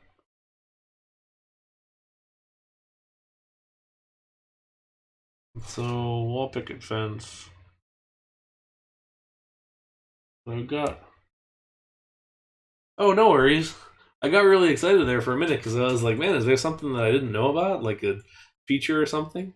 I like that you did that video the other day on the that sloped track piece for because I've seen a lot of people comment since you posted that video that that was new for them, and it's always nice to see people discover that piece because I do think it's useful. Not in a lot of situations, but in a couple of very key situations, I think that track piece is very useful. For those who didn't see Marcel's video, there's a track piece on the B&Ms and the wooden coaster that if you start flat and go down, you can do a turn and then get it into a banked element here. So it's kind of useful as yeah, for me it's kind of interesting seeing all the things that you were listing off in the video for what it's useful for. And yeah, for compactness it's there. Um, Absolutely. For me it's useful for B&M pre-drops. So for a lot of B&M hypercoasters especially, you have if you have a station and a lot of times you'll have like a station, a turn, and then like a lift hill, but instead of just a flat turn, which is kind of something they do now more than before, there's always like a little dip and then climb. And a lot of times I'll do this kind of thing where we dip into like a banked corner and then kind of come out of it like this. And then we're one lower, 65, put our two brakes, and then engage our lift hill. So it's a really nice pre-drop option for B&M coasters, and in some other instances, it's pretty nice when you need to just get out of some banking when you're moving pretty slowly. So it's a nice useful piece that I'm happy you brought some attention to. All right, so put a restroom in here. We said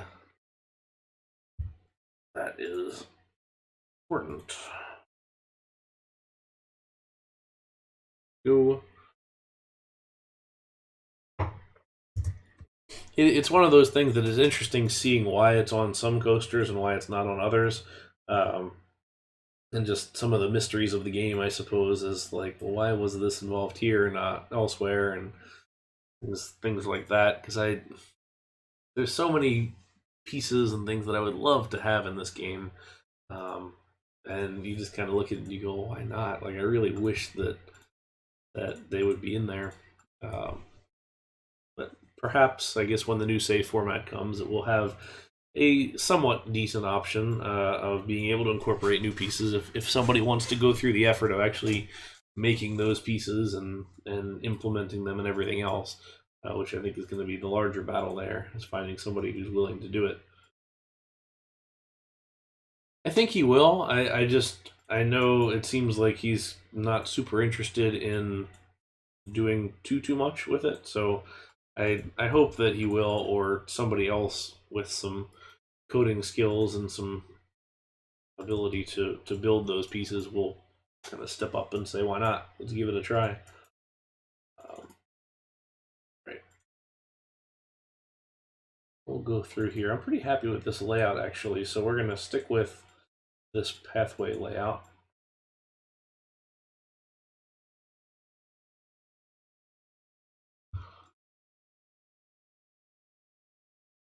It's been fun kind of playing Parktech the last couple of days, because it's really weird having a coaster builder that's a lot more functional. I mean, there's still some similar limitations to things, but it's having diagonal inversions and having some of these kind of weird elements that you just it doesn't even cross your mind that it should exist because I've played only RCT for so long.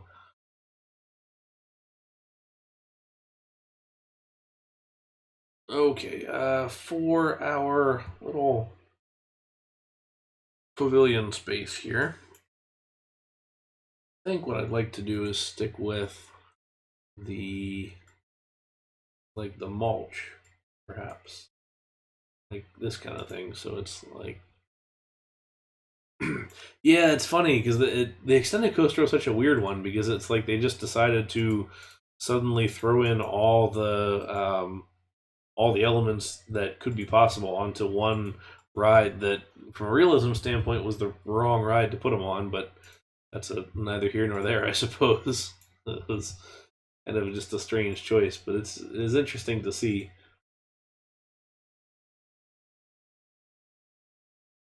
So if I remember right, the extended coaster had the Mauerzona uh, X-Car trains, which, granted, in real life, those can do all sorts of interesting maneuvers, but so can a lot of other ones.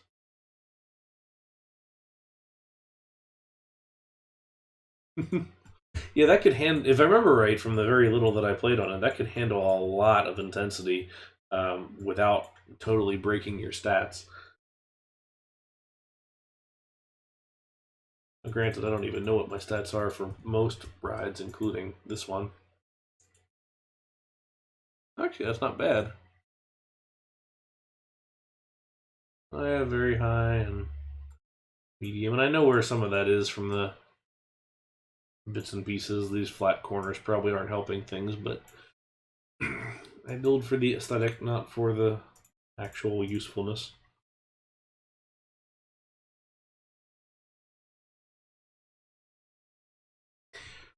Yeah, I almost thought about going through and doing something like that in RCT3 because I have it. I just haven't installed it in a very long time.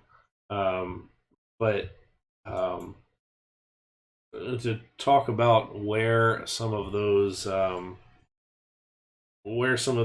ideas came from, because there's some pretty cool ideas in there that you look at and you go, wow, this sounds crazy, but they were all based off of real concepts and real ideas, and I've probably got the blueprint saved for most of those.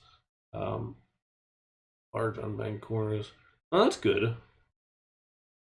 I also have some pretty strong airtime in a couple of spots here, so I'm guessing that probably doesn't help my intensity in a few spots. Let's put in. Oh, come on. There it is.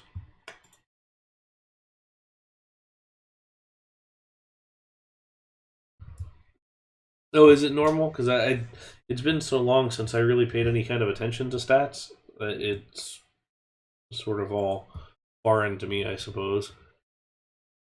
Oh, hey, James again. Welcome, welcome, welcome. Thank you for the subscription, tier 1 subscription there. Welcome in, and I very much appreciate the support.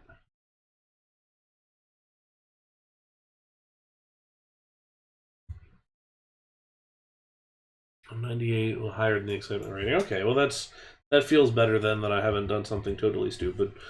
That's good news. Okay, what? Oh, good. I'll take a look at that later on and see. There's some pretty cool stuff as far as that goes. Okay, so this building will sit sort of here. I'm sort of thinking this almost as like sort of colonial-ish architecture, like village colonial, not. I think that was Premiere actually. The tower rotation.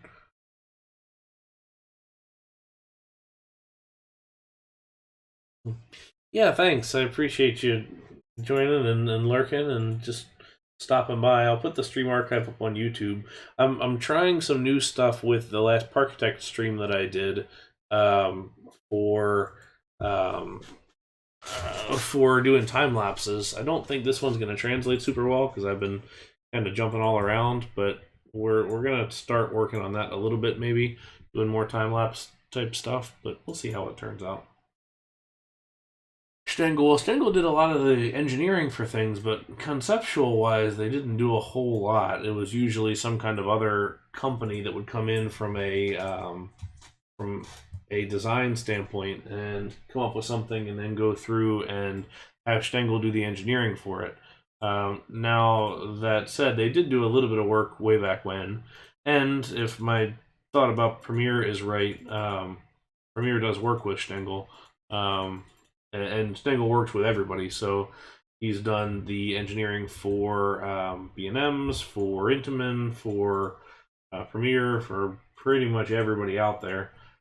So it's pretty common that you'd be the one. There we go. Get that out of the way.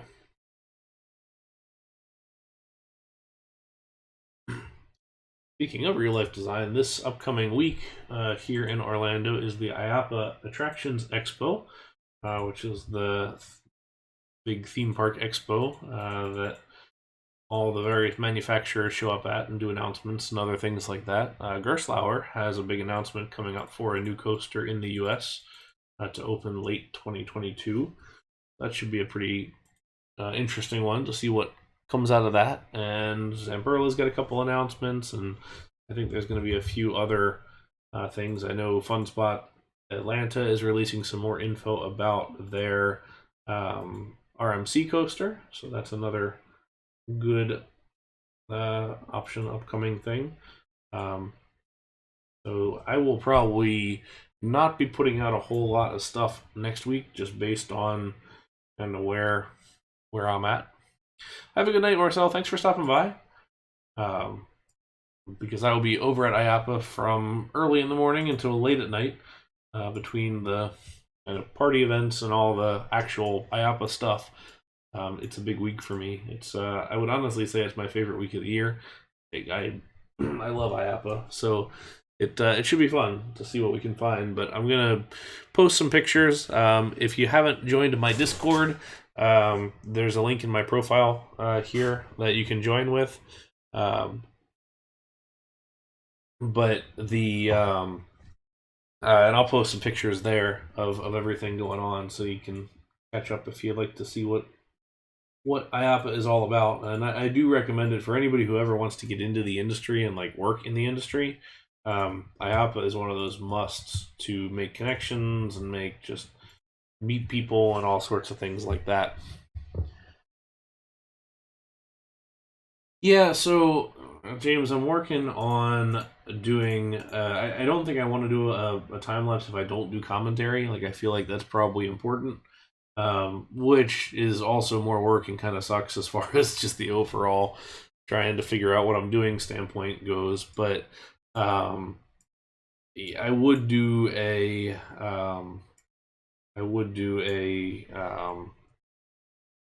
commentary of some kind. So I've got my architect video of scenario 2's build down to down to about 30 minutes or so. I'll record that, and that should be pretty easy. For this one, I think my problem is that I bounce around so much and we go on tangents and talk about things that aren't related, that I can't necessarily remember what I've talked about. So in some of these cases, I'll probably just keep doing this as a stream archive. And I know a lot of people play this at 2x speed, and just kind of keep it on in the background, which works for me. Go for it if that's what if you want to do. So it's kind of a nice option, perhaps. But we'll see. All right, let's get ourselves a wood fence. So my kind of standard fences that I use pretty much everywhere are going to be the wood fence here, the mesh fence, and then this post and rope fence, or post and string. But I guess I would typically call this post and rope. So those are my standard ones, and then we'll sprinkle in all these other fences here as we go through them, whether we stick with this picket fence, which I'm not quite certain I'm going to stick with just yet, but we'll see. And then whatever we last or otherwise. What I'll probably do, looking at this, is kind of create, if this is a restroom building, kind of create just a little back of house space right here, maybe a janitorial area, and then I'm almost considering putting like the ride control box basically back here, so all the PLCs and the ride equipment and everything else in like a box on the back side here, maybe. Could be an option, perhaps.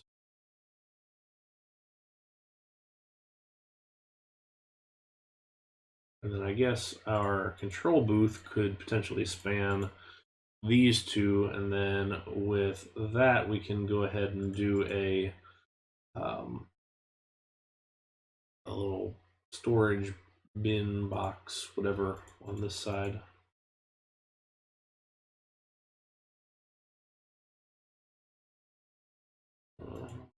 See what we got.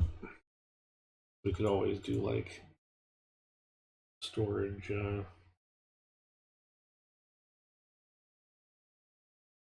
storage bins as far as it sits that way.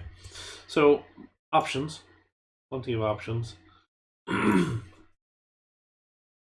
think what my goal is here, and we're probably not too far from wrapping up for today, but is to kind of work on a couple of these buildings here during the off sessions in between the streams, and get to the point where I can develop out a style and then put some of these in relatively quickly, so then we can do some architecture next stream. Because I know one of the things I would definitely love to get back to is doing the coasters, because we did say we were going to do another coaster, and we're not even close to kind of wrapping up this area, but that's okay. It can be a slow going time here at some points, but we're getting there. Thanks, Desert Nessie. I appreciate it.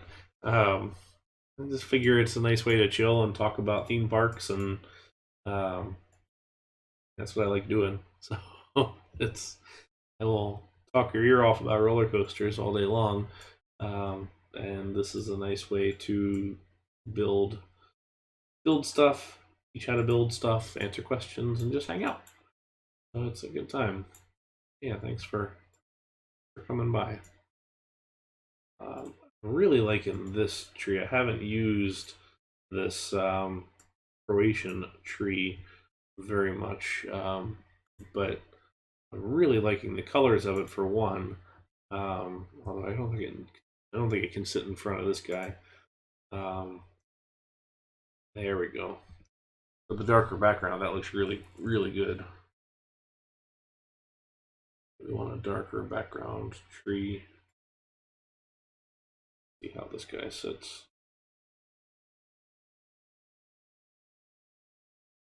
Not bad. We'll move it off to the side there. I did think about doing a little bit of custom support work here, and we may still do that. What workbench am I using? Extreme 97's 2021 bench was my starting. That said, it's super modified. Like, I've been taking all day here and swapping out objects and things like that to make it work a little better. But it's a good starting place. Yeah, it's on any. If you search Extreme 97, his published parks, it'll be in there. Okay, so probably want to take this guy and go straight in. I guess it depends how we set this up. I'm looking at, generally your restroom buildings are going to have, we'll have our men's and women's restroom, and then we'll have like a vending machine perhaps, and a water fountain and things like that.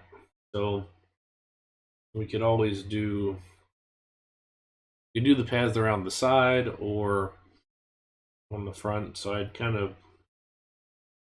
not quite sure how we want to land that one just yet, but put it under some posts here and figure it out that way. Don't quite know.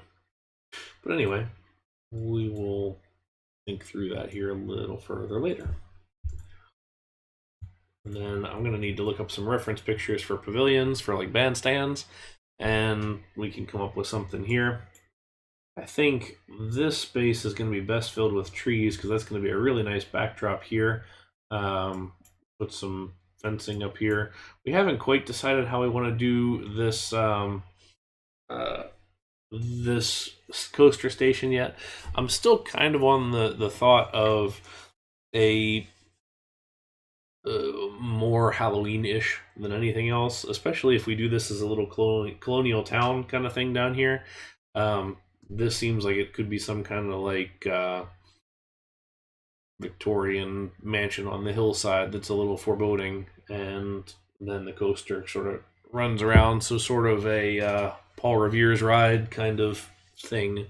And that could be how we play with this and just call this area like the colonial something or another and figure out some options. One of the things that we're going to need to soften here at some point is this point.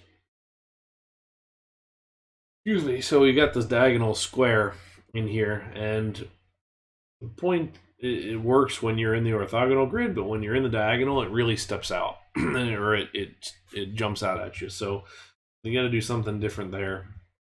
Obviously, our seats are going to change because we're not using that, but some definite considerations for what we can do there. And then 2, we'll have the, all right, not that, maybe this.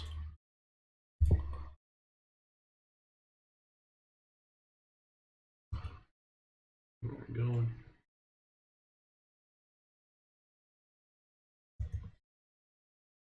Go. That actually looks good. And the question is, are we going to continue these colored flowers through here with the red? I know, like in the purple potentially as an option.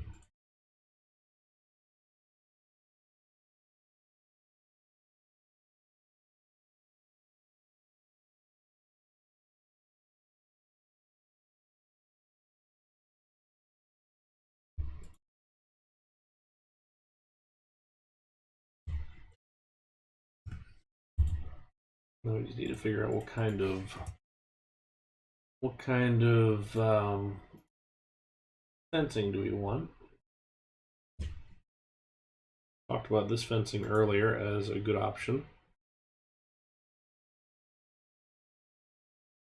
Still is. We also have some seat wall potential thoughts, or gardens. We want the fence.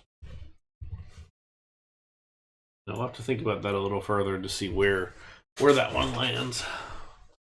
And then building here, building here. This is sort of our pinch point.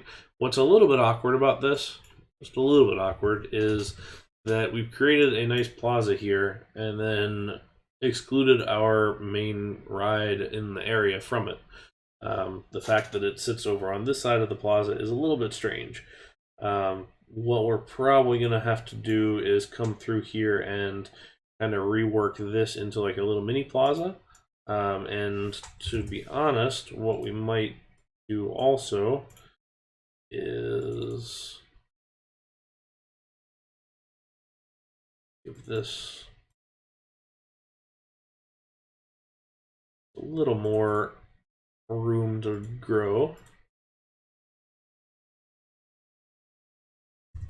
Well, that does look a little weird there where it's just too nice, smooth. One less. This is one of those instances where I don't want to create a pattern. So what I was not a huge fan of just then looking at that was that we had a wide curve, 1, 2, and then another wide curve, 1, 2, wide curve, 1, 2, curve. So we're going to do 1 here, and then these can kind of stay the same, but it gives us just a little bit more room to play with. Not a lot, but won't need a lot. That's okay. We'll get rid of this support. And what I would like to do is get rid of all this.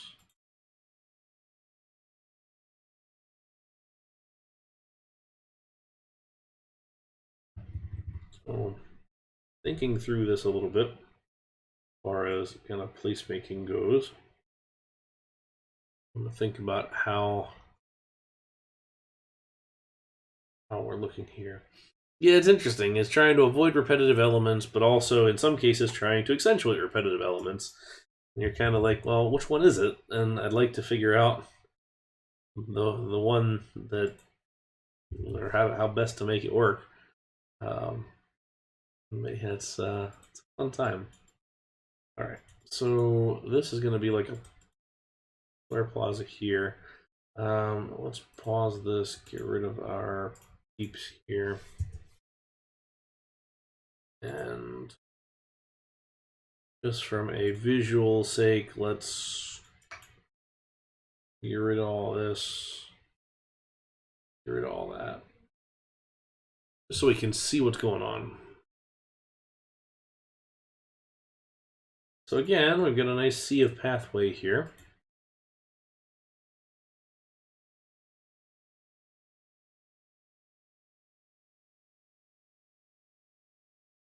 And an exit of some kind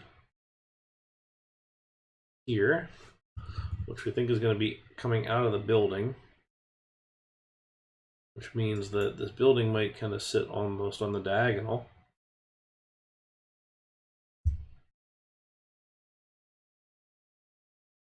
And then we have our whole plaza here.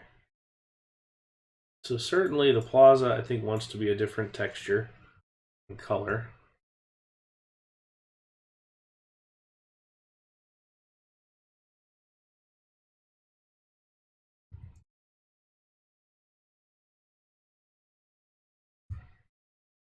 We'll do 1, 2, 3, 4, 5. For him. So now if we lower this, like magic, we have a nice plaza.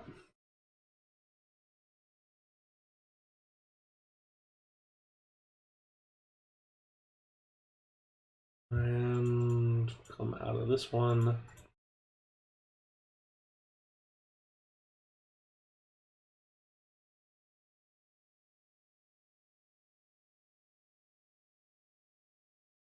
This. Okay, so now we're calling out this ride specifically. And we don't need to worry about larger pathways throughout the space, but it's not a bad idea to have them. I think I'm going to get rid of this because I want to do something different there. Whew, yawn. All right.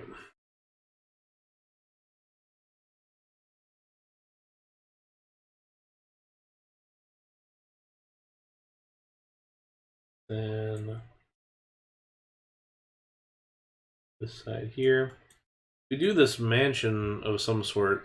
It's actually going to be kind of fun, I think, to set that up because we've got this really great hill that is kind of perfect for a lot of different things. For one, we have a nice space here where we can funnel all the guests into the queue with some kind of very kind of wrought iron Victorian rail and railing of some kind. Then we can have a sign up on the hill. We could have a graveyard if we wanted to. We could have whatever else it wants to be. And then up here in the queue, we can have some covered areas. Maybe we can have some little vignettes of theming, perhaps. And then the building itself is going to sort of loom up on top here. The big challenge is going to be making it feel not too gigantic because we're already calling it out on top of a hill. And we're already too high off of the station here, so we're pretty tall on its own. So you figure your floor element is at this level of the station. So knowing that we typically go 6 high for a first floor, I mean you're at this height for second floor. That's quite a bit. So what we might have to do is put like a tower here, perhaps. So maybe this ends up being like a tower here, and then we do like a veranda on the front here that these kind of climb up to, and then some kind of standard facade behind it. Because typically when you think about theming and facades, you're not going to have a 360 themed space. Now, Universal, Disney, other parks like that, Silver Dollar City, Dollywood, you probably will have a 360-degree theme.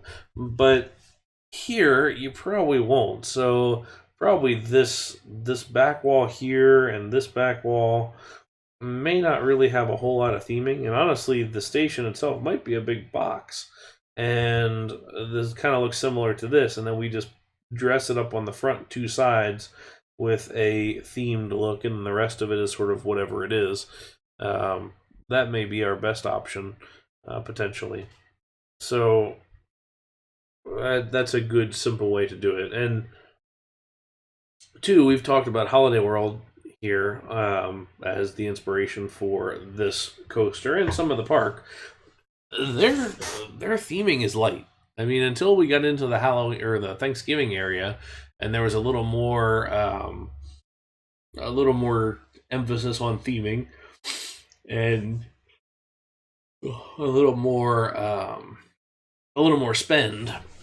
There really wasn't much theming. And you go look at Raven Station in real life, and it's a box. It's a black painted box. And it still has the themed elements because it's got the nice little tower on the front that's got the sort of mansard roof and the very typical Halloween type design.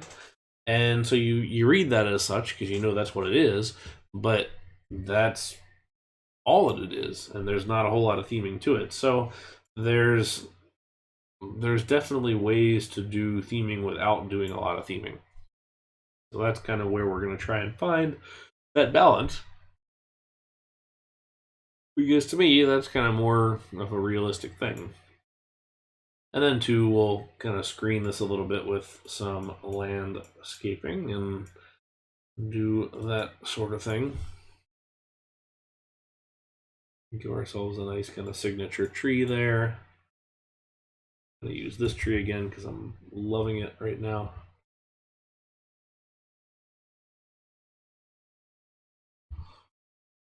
Grab this guy. Two of those in.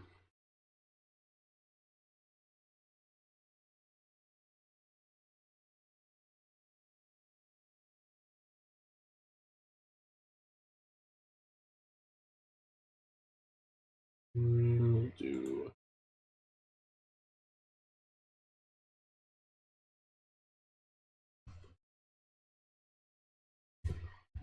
go.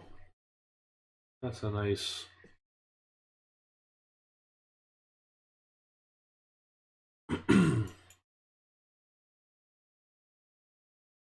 and our landscape goes, or our cue goes right up to it.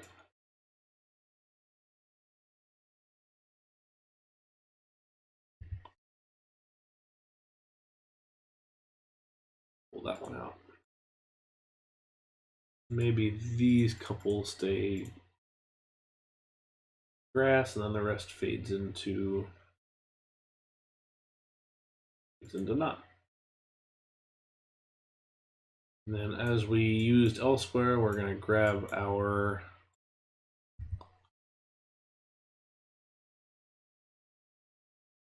brush, the underbrush. We're just going to kind of litter this all around.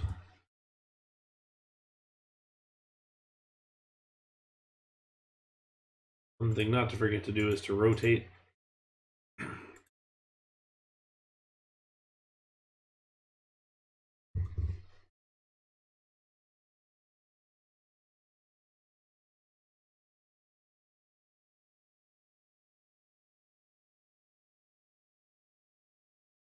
Go.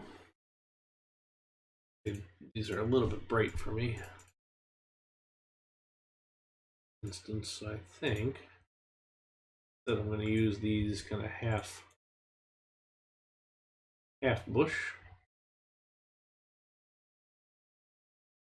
Do that. We can drop some leaves and things like that. I did think about setting the bark in fall and recoloring all the trees and stuff into reds and oranges and yellows, and that'd be pretty cool to do. Although plenty of people have done it far better than I could do it, and I probably don't want to try it. So we're gonna not on that one, and keep that. So a couple things that we're thinking through though as we do this. We've got this lift hill coming up, not a huge lift hill, modest size. What I would like to do is keep the view through to a part of it. So right here, we can kind of see is our Q view up to the lift itself. So I don't want to block in all that. So we're going to kind of say this space stays grass as we get through here. So that way the guests are still going to be able to get that glimpse of the lift hill. So the coaster will dispatch, kind of disappear here on the side of the hill, on the other side of the brake run, and then it'll go up the lift, and then it will appear back to the guests here, and then they'll be able to watch it all the way up until it crests and then takes off onto their run. So we're going to do that so we have a little bit more space to work with and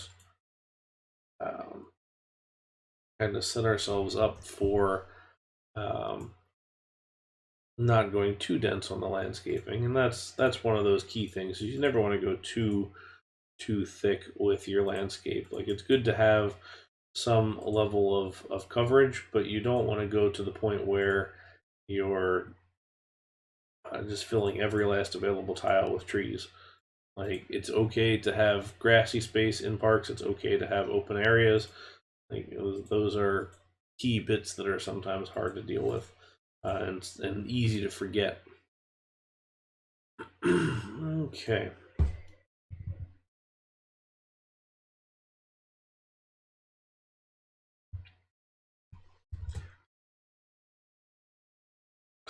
All right, so I think we're gonna wrap it up here, but we made a good dent in things today, and we got some of this figured out, which is good. So it doesn't necessarily look like we made a whole lot of dent, but for custom scenery work and for kind of my speed of building, I think this is probably not so bad.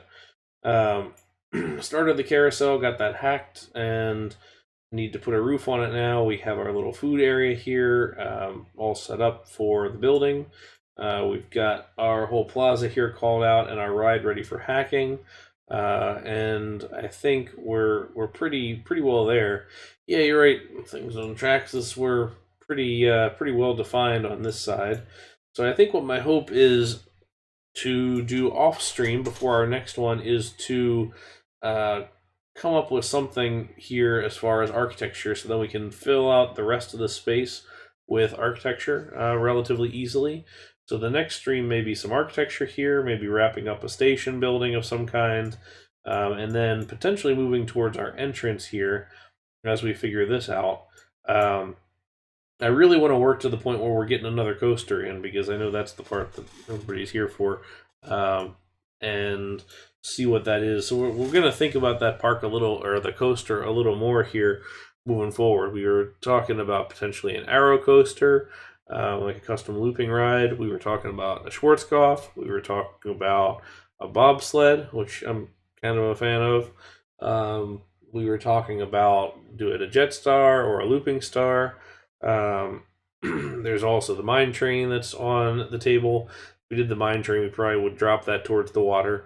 What we don't want to do is the same trope here where we drop down, wrap the water, and then come back up. So we want to do something else, and I'm not quite sure what that something else might be, so it may not be the time or the place to do that, so we may look elsewhere for it, but who knows. We'll see. What I'm kind of thinking is, if this is the Northeast, this might end up taking on more of like a colonial type theme, where we have kind of our different village clusters, and we have the sort of vaguely haunted one, we have the sort of vaguely patriotic one, we have the one that's in, I don't know if we want to do like a Christmas one, but some kind of a holiday type thing. We might have all those bits and pieces, but that could be the way that we go. We could do a little sort of stereotypical Native American kind of space, although that's maybe not the most politically correct, perhaps, but we'll think about some options that we can do. I am going to build off stream a little bit. I'm kind of debating whether or not I'm going to record it. I probably will record some of it and see if there's anything useful out of it. If it goes how it usually goes, where I'm jumping back and forth between reference images and all that, it's probably not going to be terribly useful for us. But if it's something useful, then I can either clip out some bits of it and make that work. So we'll see. But we are still, if you're interested in Parkitect, doing Parkitect Thursdays now. We're going to see how this Thursday goes along. Like I said earlier, the IAPA Attractions Expo is this weekend down here, or this week down here in Orlando. So I'm going to be attending that, and all likelihood, Thursday is not going to cut it this time around.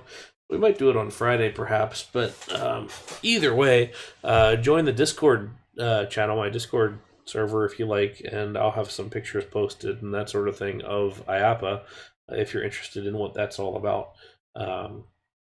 For all the in real life theme park type stuff. But yeah, so I think that's gonna be all for today. As always, thank you guys very much for watching on this. I appreciate the support, as always, and the comments.